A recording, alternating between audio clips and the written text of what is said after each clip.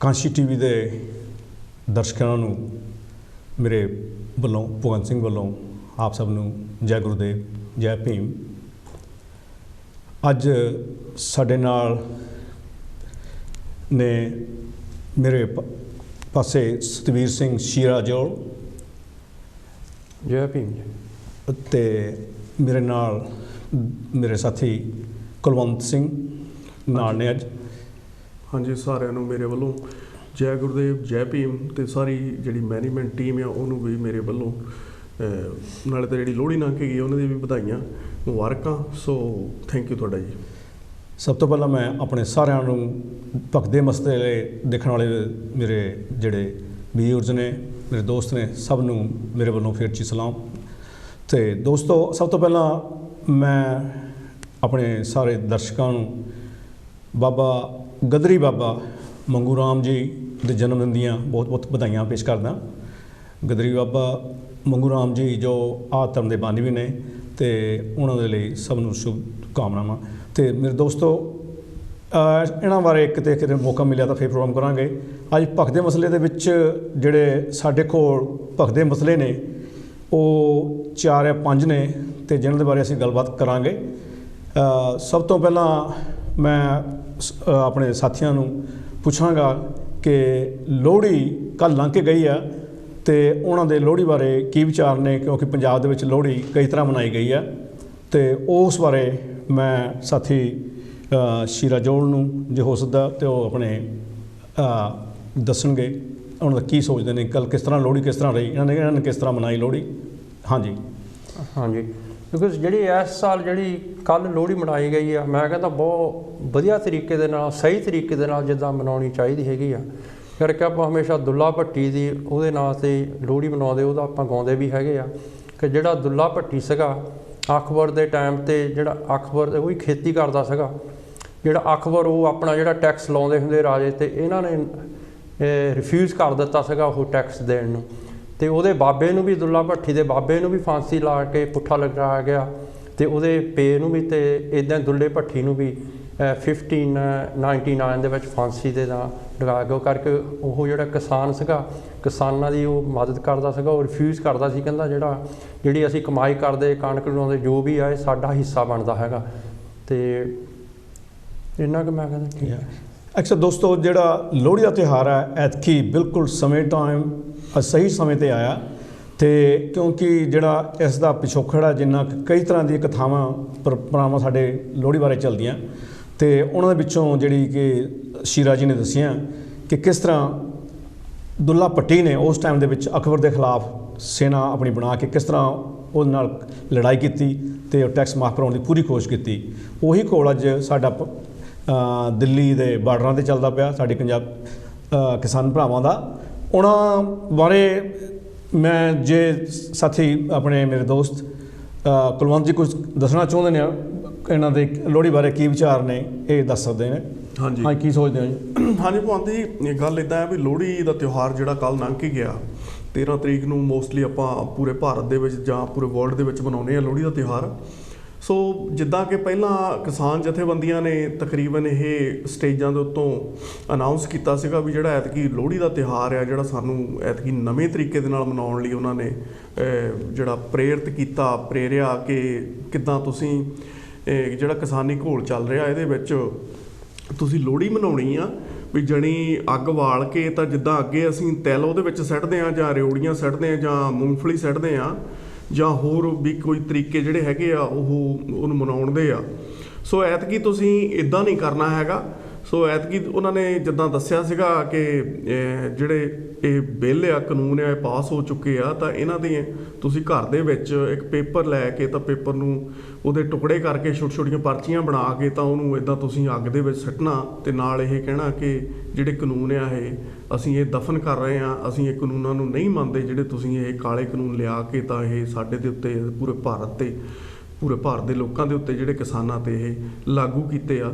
ਸੋ ਉਹ ਨਾ ਮਨਾਉਂਦੇ ਹੋਏ ਤਾਂ ਕਰਕੇ ਇਸ ਤਰੀਕੇ ਦੇ ਨਾਲ ਮਨਾਈ ਆ, ਜਿਹੜੀ ਕਿ ਬਹੁਤ ਵਧੀਆ ਤਰੀਕਾ ਸੀ। ਮੈਨੂੰ ਬਹੁਤ ਸੋਹਣਾ ਲੱਗਿਆ। ਮੈਨੂੰ ਲੱਗਦਾ ਵੀ ਐਤਕੀ ਦਰਸ਼ਕਾਂ ਨੂੰ ਵੀ, ਲੋਕਾਂ ਨੂੰ ਇਸ ਤਰੀਕੇ ਦੇ ਨਾਲ ਮਨਾਉਣ ਨਾਲ ਕਾਫੀ ਵਧੀਆ ਲੱਗਿਆ ਹੋਊਗਾ। ਵੈਸੇ ਤਾਂ ਜਿੰਨੇ ਵੀ ਤਿਉਹਾਰ ਆਉਂਦੇ ਨੇ ਉਹ ਹਮੇਸ਼ਾ ਕਿਸੇ ਨਾ ਕਿਸੇ ਸੀਜ਼ਨਲ ਉਸ ਮੌਸਮ ਦੇ ਸੰਬੰਧਿਤ ਹੁੰਦੇ ਨੇ, ਮੌਸਮ ਦੇ ਨਾਲ ਹੁੰਦੇ ਆ। ਅਤੇ ਕਿਉਂਕਿ ਇਹਨਾਂ ਦਿਨਾਂ ਦੇ ਵਿੱਚ ਪੰਜਾਬ ਦੇ ਵਿੱਚ ਕਾਫੀ ਠੰਡ ਪੈਂਦੀ ਹੈ ਅਤੇ ਲੋਕ ਇਕੱਠੇ ਹੋ ਕੇ ਬੈਠਦੇ ਆ ਅਤੇ ਉਹ ਗੱਲਾਂ ਕਰਦੇ ਨੇ। ਅਤੇ ਉਹਨਾਂ ਦੇ ਵਿੱਚੋਂ ਜਿਹੜਾ ਲੋਹੜੀ ਦਾ ਤਿਉਹਾਰ ਆ, ਇਹ ਐਤਕੀ ਰੋਸ ਵਜੋਂ ਮਨਾਇਆ ਗਿਆ, ਕਿਉਂਕਿ ਜੋ ਸਾਡੇ ਪੰਜਾਬ ਦੇ ਵਿੱਚ ਦਿੱਲੀ ਤੋਂ ਸ਼ਹੀਦਾਂ ਦੀਆਂ ਲਾਸ਼ਾਂ ਆਈਆਂ ਨੇ, ਉਹਨਾਂ ਘਰਾਂ ਦੇ ਵਿੱਚ ਜਾ ਕੇ ਪੁੱਛੀਏ ਤਾਂ ਉਹਨਾਂ ਨੂੰ ਕਿਸ ਤਰ੍ਹਾਂ ਲੋਹੜੀ ਉਹਨਾਂ ਨੇ ਮਨਾਈ ਹੈ, ਇਹ ਉਹਨਾਂ ਨੂੰ ਪਤਾ। ਕਿੰਨੀ ਦੁਖਦਾਈ ਖਬਰਾਂ, ਅਤੇ ਤਾਂ ਕਰਕੇ ਸਾਰੇ ਲੋਕਾਂ ਨੇ ਐਤਕੀ ਰੋਸ ਵਜੋਂ ਮਨਾਈ ਆ। ਅਤੇ ਉੱਦਾਂ ਆਮ ਆਪਾਂ ਲੋਕ ਜਿਹੜੇ ਹੈਗੇ ਆ ਲੋਹੜੀਆਂ ਮਨਾਉਂਦੇ ਆ। ਕਈ ਲੋਕਾਂ ਨੇ, ਮੈਂ ਕੱਲ੍ਹ ਮੈਨੂੰ ਸਮਾਚਾਰ ਵੀ ਮਿਲਿਆ ਵੀ ਜਿਹਨਾਂ ਲੋਕਾਂ ਨੇ, ਕਈਆਂ ਨੇ ਆਪਣੀ ਬੱਚੀਆਂ ਦੀਆਂ, ਲੜਕੀਆਂ ਦੀਆਂ ਲੋਹੜੀਆਂ ਮਨਾਈਆਂ, ਜਿਹੜੀ ਕਿ ਸਾਡੇ ਸਮਾਜ ਦੇ ਵਿੱਚ ਇੱਕ ਨਵੀਂ ਪਿਰਤ ਹੈ। ਅਤੇ ਉਹ ਸਾਨੂੰ ਇਸ ਪੱਖੋਂ ਜਿਹੜਾ ਸਾਡੀ ਬੱਚੀਆਂ ਆ, ਅਸੀਂ ਲੜਕਿਆਂ ਦੀ ਲੋਹੜੀਆਂ ਤਾਂ ਸਾਰਿਆਂ ਨੇ ਮਨਾਈਆਂ ਅੱਜ ਤੱਕ, ਪਰ ਪਿਛਲੇ ਕੁਝ ਸਮੇਂ ਤੋਂ ਹੁਣ ਲੋਕ ਸਾਡੇ ਬੱਚੀਆਂ ਦੀਆਂ, ਲੜਕੀਆਂ ਦੀਆਂ, ਬੇਟੀਆਂ ਦੀਆਂ ਲੋਹੜੀਆਂ ਮਨਾਉਣੀਆਂ, ਇਹ ਸਾਡੇ ਲਈ ਬਹੁਤ ਸ਼ੁਭ ਚਿੰਨ੍ਹ ਹੈ, ਸ਼ੁਭ ਇੱਕ ਨਿਸ਼ਾਨਦੇਹੀ ਹੈ, ਜਿਹੜੀ ਸਾਡੇ ਲਈ ਅੱਗੇ ਨੂੰ ਬਹੁਤ ਵਧੀਆ ਸਿੱਧ ਹੋਊਗੀ। ਅਤੇ ਅਸੀਂ ਲੋਹੜੀ ਦੇ ਉੱਤੇ ਜਿਹੜਾ ਆਪਣੇ ਸਾਥੀ ਨੇ ਦੱਸਿਆ ਕਿ ਅਸਲ ਦੇ ਵਿੱਚ ਜਿਹੜੀ ਉਸ ਟਾਈਮ ਦੀ ਦੁੱਲੇ ਭੱਟੀ ਦੀ ਜਿਹੜੀ ਕਾਰਵਾਈ ਸੀ, ਜਿਹੜਾ ਜ਼ੁਲਮ ਦੇ ਖਿਲਾਫ, ਟੈਕਸ ਦੇ ਖਿਲਾਫ ਲੜਨਾ ਸੀ, ਉਹ ਅੱਜ ਬਿਲਕੁਲ ਉਸ ਨਾਲ ਮਿਲਦਾ ਜੁਲਦਾ ਆ। ਅਤੇ ਇੱਕ ਬਹੁਤ ਵੱਡੀ ਖਬਰ ਆਪਣੇ ਪੇਪਰਾਂ ਦੇ ਵਿੱਚ, ਟੈਲੀਵਿਜ਼ਨ 'ਤੇ ਚੱਲਦੀ ਰਹੀ ਆ ਕਿ ਸੁਪਰੀਮ ਕੋਰਟ, ਭਾਰਤ ਦੀ ਸੁਪਰੀਮ ਕੋਰਟ, ਭਾਰਤ ਦੀ ਉਹ ਸੁਪਰੀਮ ਕੋਰਟ ਜਿਸ ਦਾ ਜਦੋਂ ਫੈਸਲਾ ਕਰਨ ਤੋਂ ਕੀਤਾ ਸੀ ਇੱਕ ਜੱਜ ਨੇ, ਉਸ ਜੱਜ ਨੂੰ ਰਾਤੋਂ ਰਾਤ ਤਬਦੀਲ ਕਰਕੇ ਹੋਰ ਪ੍ਰਦੇਸ਼ ਦੇ ਵਿੱਚ ਭੇਜ ਦਿੱਤਾ ਗਿਆ, ਹੋਰ ਦੇ ਸੂਬੇ ਦੇ ਵਿੱਚ ਭੇਜ ਦਿੱਤਾ ਗਿਆ ਸੀ। ਆਪਾਂ ਨੂੰ ਖਬਰ ਦਾ ਪਤਾ ਹੋਊਗਾ। ਅਤੇ ਉਹੀ ਸੁਪਰੀਮ ਕੋਰਟ ਜਿਸ ਦੇ 4 ਜੱਜਾਂ ਨੇ ਇਸ ਦੇ ਖਿਲਾਫ, ਸੁਪਰੀਮ ਕੋਰਟ ਦੇ ਫੈਸਲੇ ਦੇ ਖਿਲਾਫ, ਜਾਂ ਉਹਨਾਂ ਨੇ ਰਿਜ਼ਾਈਨ ਕੀਤੇ ਸੀ, ਉਹਨਾਂ ਨੇ ਪ੍ਰੋਟੈਸਟ ਕੀਤੇ ਸੀਗੇ, ਇਹ ਉਹੀ ਸੁਪਰੀਮ ਕੋਰਟ ਆ। ਅੱਜ ਜਿਹੜਾ ਮੋਦੀ ਸਰਕਾਰ ਹੈ, BJP ਸਰਕਾਰ ਹੈ, ਉਸ ਨੇ ਆਪਣੇ ਆਪ ਤੋਂ ਖਹਿੜਾ ਚਲਾਉਣ ਦੀ ਕਈ ਵਾਰ ਲੱਗਦਾ ਕਿ ਉਹ ਇਸ ਤਰ੍ਹਾਂ ਦੇ ਕੋਤਕ ਉਹ ਰਚਣ ਲੱਗਿਆ ਕਿ ਉਹਨੇ ਸੁਪਰੀਮ ਕੋਰਟ ਨੂੰ ਕਿਹਾ ਕਿ ਵੀ ਇੱਕ 4 ਮੈਂਬਰੀ ਕਮੇਟੀ ਬਣਵਾਈ ਆ। ਅਤੇ ਉਹ 4 ਮੈਂਬਰੀ ਕਮੇਟੀ ਜਿਹੜੀ ਬਣਵਾਈ ਆ, ਉਹਦੇ ਜਿਹੜੇ 4 ਮੈਂਬਰ ਨੇ, ਉਹ 4 ਮੈਂਬਰ ਪਹਿਲਾਂ ਤੋਂ ਹੀ ਜਿਹੜੇ ਕਾਲੇ ਕਾਨੂੰਨ ਹੈ ਇਹਨਾਂ ਦੇ ਪੱਖ 'ਚ ਨੇ। ਉਹਨਾਂ ਦੇ ਵਿੱਚੋਂ ਇੱਕ ਜਿਹੜਾ ਹੈਗਾ ਆ ਮੈਂਬਰ ਉਹਨਾਂ ਦਾ, ਉਹ ਅਸ਼ੋਕ ਗੁਲਾਟੀ ਆ। ਉਹ ਕਹਿੰਦਾ ਕਿ ਪਹਿਲਾਂ ਹੀ ਇਹ ਕਾਨੂੰਨ ਬਿਲਕੁਲ ਸਹੀ ਨੇ ਅਤੇ ਕਿਸਾਨਾਂ ਨੂੰ ਇਹ ਮੰਨ ਲੈਣੇ ਚਾਹੀਦੇ ਨੇ। ਇੱਕ ਅਨਿਲ ਘਨਵਤ ਹੈ, ਉਹ ਕਹਿੰਦਾ ਵੀ ਕਾਨੂੰਨ ਬਹੁਤ ਵਧੀਆ ਨੇ, ਇਹਨਾਂ ਨੂੰ ਵਾਪਸ ਲੈਣ ਦੀ ਲੋੜ ਨਹੀਂ। ਉਸ ਦੀਆਂ ਹੋਰ ਵੀ ਪਹਿਲਾਂ ਵੀ ਸਪੀਚਾਂ ਨੇ ਇਸ ਤੋਂ। ਅਤੇ ਇੱਕ ਪ੍ਰਮੋਦ ਜੋਸ਼ੀ ਕਹਿੰਦੇ ਨੇ ਕਿ ਜੇ ਕਾਨੂੰਨ ਵਾਪਸ ਨਾ ਹੋਏ ਤਾਂ ਅਸੀਂ, ਜੇ ਕਾਨੂੰਨ ਵਾਪਸ ਹੋ ਗਏ, ਜੇ ਕਿਸਾਨਾਂ ਕਰਵਾਤੇ, ਤਾਂ ਅਸੀਂ ਵਰਲਡ ਲੈਵਲ ਦੇ ਉੱਤੇ, ਇੰਟਰਨੈਸ਼ਨਲ ਲੈਵਲ ਦੇ ਉੱਤੇ ਅਸੀਂ ਪਿੱਛੇ ਰਹਿ ਜਾਵਾਂਗੇ। ਵਰਲਡ ਮਾਰਕੀਟ ਦੇ ਵਿੱਚ ਸਾਡੇ ਕਿਸਾਨ ਆਪਣਾ ਸਮਾਨ ਨਹੀਂ ਵੇਚ ਸਕਣਗੇ। ਉਹੀ ਜਿਹੜੀਆਂ ਗੱਲਾਂ ਪਹਿਲਾਂ ਮੋਦੀ ਦੇ ਚੇਲੇ ਚਪਟੇ ਜਾਂ ਹੋਰ ਬੋਲਦੇ ਨੇ, ਉਹੀ ਬਿਲਕੁਲ ਗੱਲਾਂ ਨੇ। ਅਤੇ ਇੱਕ ਹੋਰ ਆਪਣੇ ਸੀਗੇ ਸਰਦਾਰ ਮਾਨ, ਉਹ ਸੁਣਿਆ ਅੱਜ ਕਮੇਟੀ 'ਚੋਂ ਰਿਜ਼ਾਈਨ ਵੀ ਕਰ ਗਏ ਆ। ਅਤੇ ਮਾਨ ਸਾਹਿਬ ਦਾ ਕਹਿਣਾ ਸੀ ਕਿ ਇਹ ਕਾਨੂੰਨ ਤਾਂ ਅਸੀਂ ਬਹੁਤ ਲੇਟ ਕਰ ਰਹੇ ਹਾਂ, ਇਹਨਾਂ ਨੂੰ ਪਹਿਲਾਂ ਲਾਗੂ ਕਰਨਾ ਸੀਗਾ। ਜਦੋਂ ਇਸ ਤਰ੍ਹਾਂ ਦੇ ਜਿਹੜੀ ਕਮੇਟੀ ਹੁੰਦੀ ਹੈ, ਖਾਸ ਕਰਕੇ ਸੁਪਰੀਮ ਕੋਰਟ ਦੀ ਕਮੇਟੀ ਜਾਂ ਕੋਈ ਹੋਰ ਕਮੇਟੀ ਹੁੰਦੀ ਆ, ਉਹ ਹਮੇਸ਼ਾ ਜੇ ਇਸ ਤਰ੍ਹਾਂ ਫੈਸਲਾ ਕਰਨਾ, ਉਹ ਨਿਰਪੱਖ ਹੋਣੀ ਚਾਹੀਦੀ ਹੈ, ਨਿਊਟਰਲ ਹੋਣੀ ਚਾਹੀਦੀ ਆ। ਪਰ ਇਹਨਾਂ ਲੋਕਾਂ ਦੇ ਤਾਂ ਪਹਿਲਾਂ ਵਿਚਾਰ ਬਣੇ ਹੋਏ ਨੇ, ਇਹ ਕਿਸਾਨਾਂ ਨਾਲ ਕਿਸ ਤਰ੍ਹਾਂ ਫੈਸਲਾ ਕਰ ਲੈਣਗੇ। ਇਹ ਆਮ ਲੋਕਾਂ ਦੇ ਅੱਖਾਂ 'ਚ, ਕਿਸਾਨਾਂ ਨੂੰ ਅਸਲ ਦੇ ਵਿੱਚ ਉਹਨਾਂ ਦੇ ਅੱਖਾਂ 'ਚ ਧੂੜ ਝੋਕਣ ਵਾਲੀ ਗੱਲ ਹੈਗੀ ਆ। ਅਤੇ ਕਿਸਾਨਾਂ ਨੂੰ ਇਸ ਗੱਲ ਦਾ ਬਹੁਤ ਚੰਗੀ ਤਰ੍ਹਾਂ ਪਤਾ ਆ। ਉਹਨਾਂ ਨੇ ਥੋੜ੍ਹੇ ਦਿਨ ਪਹਿਲਾਂ ਹੀ ਸੁਪਰੀਮ ਕੋਰਟ ਨੇ ਕਿਹਾ ਸੀਗਾ ਕਿ ਜੋ ਕਿਸਾਨ ਕਰਦੇ ਪਏ, ਉਹਨਾਂ ਦਾ ਹੱਕ ਬਣਦਾ ਆ। ਇਹ ਅਸਲ ਵਿੱਚ ਸਾਰਾ ਕੀ ਆ, ਉਹ ਆਪਣਾ ਵਿਸ਼ਵਾਸ ਜਿਹੜੇ ਹੈਗੇ ਆ ਸਰਕਾਰ ਬਣਾਉਣਾ ਚਾਹੁੰਦੀ ਆ ਸੁਪਰੀਮ ਕੋਰਟ ਦੇ ਥਰੂ ਚੰਗੀਆਂ ਗੱਲਾਂ ਕਹਾ ਕੇ, ਅਤੇ ਮਗਰੋਂ ਕਮੇਟੀ ਸਾਹਮਣੇ ਜਾ ਕੇ ਬਿਠਾ ਦਿੱਤੀ ਆ ਕਿ ਅਸੀਂ ਤਾਂ ਭਾਈ ਅਸੀਂ ਬਹੁਤ ਵਧੀਆ ਕੰਮ ਕਰਦੇ ਪਏ, ਪਹਿਲਾਂ ਦੇਖੋ ਤੁਹਾਡੇ ਪੱਖ 'ਚ ਗੱਲਾਂ ਕੀਤੀਆਂ, ਹੁਣ ਸਾਡੀ ਕਮੇਟੀ ਦੀ ਗੱਲ ਮੰਨ ਲਓ। ਇਹ ਭਗਵੰਤ ਜੀ, ਮੈਂ ਥੋੜ੍ਹਾ ਜਿਹਾ ਰਿਲੇਟਡ ਕਰਨਾ ਗੱਲ ਜਿਹੜੀ ਇਹ ਸੁਪਰੀਮ ਕੋਰਟ ਦੇ ਵਿੱਚ ਗੌਰਮੈਂਟ ਗਈ ਆ ਮੋਦੀ ਸਰਕਾਰ, ਪਹਿਲੀ ਗੱਲ ਤਾਂ ਇਹ ਆ ਵੀ ਗੌਰਮੈਂਟ ਨੂੰ ਕਿਉਂ ਜਾਣਾ ਪਿਆ, ਗੌਰਮੈਂਟ ਗਈ ਕਿਉਂ ਆ? ਕਿਉਂਕਿ ਇਹ ਜਿਹੜੇ ਕਾਨੂੰਨ ਇਹ ਗੌਰਮੈਂਟ ਨੇ ਬਣਾ ਦਿੱਤੇ ਆ, ਇਹ ਅਸਲ ਦੇ ਵਿੱਚ ਇਹ ਜਾਣੀ ਕਿ ਲੋਕਾਂ ਤੇ ਥੋਪਣਾ ਤਾਂ ਚਾਹੁੰਦੀ ਆ, ਪਰ ਸਹਾਰਾ ਕਿਹਦਾ ਲੈ ਕੇ? ਕੋਰਟ ਦਾ। ਵੀ ਜੇ ਕੋਰਟ ਕੱਲ੍ਹ ਨੂੰ ਡਿਸੀਜਨ ਦੇ ਦਿੰਦਾ ਆ ਕਿ ਤੁਸੀਂ ਇਹ ਕਾਨੂੰਨ ਹੈ ਜਿਹੜੇ ਇਹ ਪਾਸ ਹੋਣੇ ਚਾਹੀਦੇ ਆ, ਇਹ ਕਿਸਾਨਾਂ ਦੇ ਹੱਕ ਦੇ ਵਿੱਚ ਆ, ਤਾਂ ਉਹਦੇ ਨਾਲ ਕੀ ਆ ਵੀ ਜਿਹੜਾ ਗੌਰਮੈਂਟ ਦਾ ਖਹਿੜਾ ਆ ਲੋਕਾਂ ਤੋਂ ਉਹ ਛੁੱਟ ਜੂਗਾ। ਪਰ ਦੂਜੇ ਪਾਸੇ ਅਸੀਂ ਦੇਖਦੇ ਹਾਂ ਵੀ ਕੋਰਟਾਂ ਹੈ ਕਿਹਦੀਆਂ ਨੇ? ਕੋਰਟਾਂ ਬਣਾਈਆਂ ਤਾਂ ਲੋਕਾਂ ਦੇ ਨਿਆਂ ਲਈ ਆ, ਲੋਕਾਂ ਦੇ ਹੱਕ ਦੇ ਲਈ ਆ, ਪਰ ਕੀ ਕੋਰਟਾਂ ਦੇ ਵਿੱਚ ਜਿਹੜੇ ਅੱਜ ਤੱਕ ਫੈਸਲੇ ਆ ਉਹ ਲੋਕਾਂ ਦੀ ਨਿਆਂ ਪ੍ਰਣਾਲੀ ਦੇ ਅਗੇਂਸਟ ਤਾਂ ਨਹੀਂ ਹੋ ਰਹੇ? ਜਾਣੀ ਕਿ ਜਿਹੜੀ ਭਾਰਤ ਦਾ ਕੌਨਸਟੀਟਿਊਸ਼ਨ ਹੈ ਉਹਦੇ ਅਗੇਂਸਟ ਤਾਂ ਨਹੀਂ ਹੋ ਰਿਹਾ ਕੋਰਟਾਂ ਦੇ ਵਿੱਚ ਫੈਸਲੇ? ਪਰ ਇਹ ਲੰਮੇ ਸਮੇਂ ਤੋਂ ਤਕਰੀਬਨ ਆਪਾਂ ਸੁਣਦੇ ਆਏ ਹਾਂ, ਦੇਖਦੇ ਆਏ ਹਾਂ, ਹਿੰਦੁਸਤਾਨ ਜਦੋਂ ਦਾ ਆਜ਼ਾਦ ਹੋਇਆ ਉਸ ਤੋਂ ਬਾਅਦ ਅੱਜ ਤੱਕ ਦਾ, ਵੀ ਜਿਹੜੇ ਕੋਰਟਾਂ ਨੇ ਫੈਸਲੇ ਆ ਨਾ ਉਹ ਬਹੁਤੇ ਜਿਹੜੇ ਆ ਲੋਕ ਪੱਖੀ ਨਹੀਂ ਹੈਗੇ। ਸੋ ਇਸ ਕਰਕੇ ਜਿਹੜੀਆਂ ਕਿਸਾਨ ਜਥੇਬੰਦੀਆਂ ਆ ਉਹਨਾਂ ਨੇ ਉਹ ਜਿਹੜਾ ਸ਼ੰਕਾ ਜਿਹੜੀ ਆ ਕਿਤੇ ਨਾ ਕਿਤੇ ਜਤਾਈ ਆ ਵੀ ਅਸੀਂ ਕੋਰਟ ਦੇ ਵਿੱਚ ਨਹੀਂ ਜਾਵਾਂਗੇ, ਚਾਹੇ ਸਾਨੂੰ ਕੋਰਟ ਆ ਉਹ ਇੱਥੋਂ ਠਾਲ ਵੀ ਦੇਵੇ, ਚਾਹੇ ਸਾਨੂੰ ਕਹਿਣ ਵੀ ਚਾਹੇ ਸਾਨੂੰ ਗੋਲੀਆਂ ਮਾਰ ਦਿਓ, ਚਾਹੇ ਕੁਛ ਵੀ ਕਰ ਲਓ, ਪਰ ਅਸੀਂ ਕੋਰਟ ਦੇ ਵਿੱਚ ਨਹੀਂ ਜਾਣਾ। ਗੌਰਮੈਂਟ ਜਾਂਦੀ ਆ ਤਾਂ ਜਾਵੇ, ਮੈਨੂੰ ਜਿੱਤੀ ਹੈ ਇਹ ਲੱਗਦਾ। ਆਪਣੇ ਸ਼ੀਰਾ ਜੀ ਤੁਸੀਂ ਕੀ ਸੋਚਦੇ ਹੋ? ਕੋਈ ਮੇਰਾ ਤਾਂ ਜਿਹੜਾ ਮੋਦੀ ਹੈਗਾ ਹਰੇਕ ਕੁਛ ਨਾ ਕੁਛ ਆਪਣਾ ਤਰੀਕਾ ਵਰਤਦਾ ਜਿਹੜਾ ਕਿਸਾਨ ਘੋੜੇ ਫੇਲ ਹੋ ਜਾਵੇ। ਉਹਨੇ ਬਾਕੀ ਵੀ ਕਈ ਟਰਾਈ ਕਰ ਰਿਹਾ ਹੈਗਾ। ਹੁਣ ਇਹਨਾਂ ਨੇ ਕੋਰਟ ਦੇ ਥਰੂ ਟਰਾਈ ਕਰ ਜਿਹੜੇ ਸੁਪਰੀਮ ਕੋਰਟ ਦੇ ਵਿੱਚ ਰੱਖਿਆ ਹੈਗਾ, ਅਤੇ ਜਿਹੜੇ ਜੱਜਿਸ ਹੈਗੇ ਆ ਉਹ ਡਿਸਾਈਡ ਕਰਨਗੇ। ਅਤੇ ਪਹਿਲੀ ਗੱਲ ਤਾਂ ਹੈਗੀ ਆ ਜਿਹੜਾ ਇਹ ਕੌਨਸਟੀਟਿਊਸ਼ਨ ਜਿਹੜਾ ਮੈਟਰ ਹੁੰਦਾ ਉਹ ਤਾਂ ਕੋਰਟ ਜਿਹੜੀ ਸੁਪਰੀਮ ਕੋਰਟ ਡਿਸਾਈਡ ਕਰ ਸਕਦੀ, ਕੋਈ ਗਲਤ ਹੈ। ਇਹ ਪੋਲੀਟੀਕਲ ਮਸਲਾ ਹੈਗਾ। ਇਹ ਜਿਹੜੇ ਆ ਬਿੱਲ ਜਿਹੜੇ ਆ ਅਪੀਲ ਕਰਨ ਦਾ ਮਸਲਾ ਕਰਕੇ ਇਹ ਪਾਰਲੀਮੈਂਟ ਦੇ ਵਿੱਚ ਲਾਗੂ ਹੋ ਸਕੇ ਅਤੇ ਪਾਰਲੀਮੈਂਟ 'ਚ ਇਹਨਾਂ ਨੂੰ ਰਿਪੀਲ ਕਰਨਾ ਚਾਹੀਦਾ ਹੈਗਾ। ਅਤੇ ਜਿੱਥੇ ਤੱਕ ਨਾ ਜੱਜਾਂ ਦੀ ਜਾਂ ਗੱਲ ਜਿਹੜੇ ਅਪੋਇੰਟਮੈਂਟ ਕੀਤੇ ਹੈਗੇ ਉਹ ਸਾਰੇ ਵੈਸੇ ਵੱਡੇ ਜਿਹੜੇ ਕੋਰਪੋਰੇਸ਼ਨ ਹੈਗੇ ਉਹਨਾਂ ਦੇ ਹੱਕ ਦੇ ਹੈਗੇ ਆ। ਅਤੇ ਦੂਜੀ ਗੱਲ ਜਿਹੜਾ ਫੈਸਲਾ ਜਿਹੜਾ ਸੁਪਰੀਮ ਕੋਰਟ ਆਪਾਂ ਪਹਿਲਾਂ ਬਬਰੀ ਮਸਜਿਦ ਦਾ ਦੇਖਿਆ ਹੈਗਾ, ਉਦੋਂ ਕਹਿੰਦੇ ਸੁਪਰੀਮ ਕੋਰਟ ਛਾਊਗਾ, ਬਾਅਦ ਦੇ ਵਿੱਚ ਜਿਹੜਾ ਸੁਪਰੀਮ ਕੋਰਟ ਸੀਗਾ ਉਹਨਾਂ ਦੇ ਹੱਕ ਦੇ ਵਿੱਚ ਦੇ ਦਿੱਤਾ ਹੈਗਾ। ਅਤੇ ਇੱਥੇ ਜਿਹੜਾ ਰਾਮ ਮੰਦਿਰ ਇੱਥੇ ਬਣਨਾ ਚਾਹੀਦਾ ਹੈਗਾ। ਸੋ ਸੁਪਰੀਮ ਕੋਰਟ ਵੀ ਇਹ ਉਹਨਾਂ ਦੀ ਕੋਰਟ ਹੈਗੀ ਆ। ਦੂਜੇ ਪਾਸੇ ਸੁਪਰੀਮ ਕੋਰਟ ਜਿਹੜੀ ਕਹਿੰਦੀ ਹੈਗੀ ਆ ਜਿਹੜੀਆਂ ਔਰਤਾਂ ਆ, ਬਜ਼ੁਰਗ ਆ, ਜਿਹੜੇ ਨਿਆਣੇ ਹੈਗੇ ਆ, ਇਹ ਘਰਾਂ ਨੂੰ ਚੱਲ ਜਾਣ। ਅਤੇ ਸਾਡੀ ਜਥੇਬੰਦੀ ਨੇ ਇੱਕ ਬਹੁਤ ਵਧੀਆ ਜਵਾਬ ਦਿੱਤਾ, ਕਹਿੰਦਾ ਕੀ ਗੱਲ ਔਰਤਾਂ ਜਿਹੜੀਆਂ ਹੈਗੀਆਂ ਉਹ ਜਿਹੜੀ ਲੜਾਈ ਹੋ ਰਹੀ ਆ ਕਿਸਾਨਾਂ ਦੀ ਉਹਦਾ ਹਿੱਸਾ ਨਹੀਂ ਹੈਗੀਆਂ? ਕੀ ਗੱਲ ਔਰਤਾਂ ਜਿਹੜੀ ਕਿਸਾਨੀ ਕਰਦੇ ਉਹਦੇ ਵਿੱਚ ਪਾਰਟੀਸਪੇਟ ਨਹੀਂ ਕਰਦੀਆਂ ਹੈਗੀਆਂ?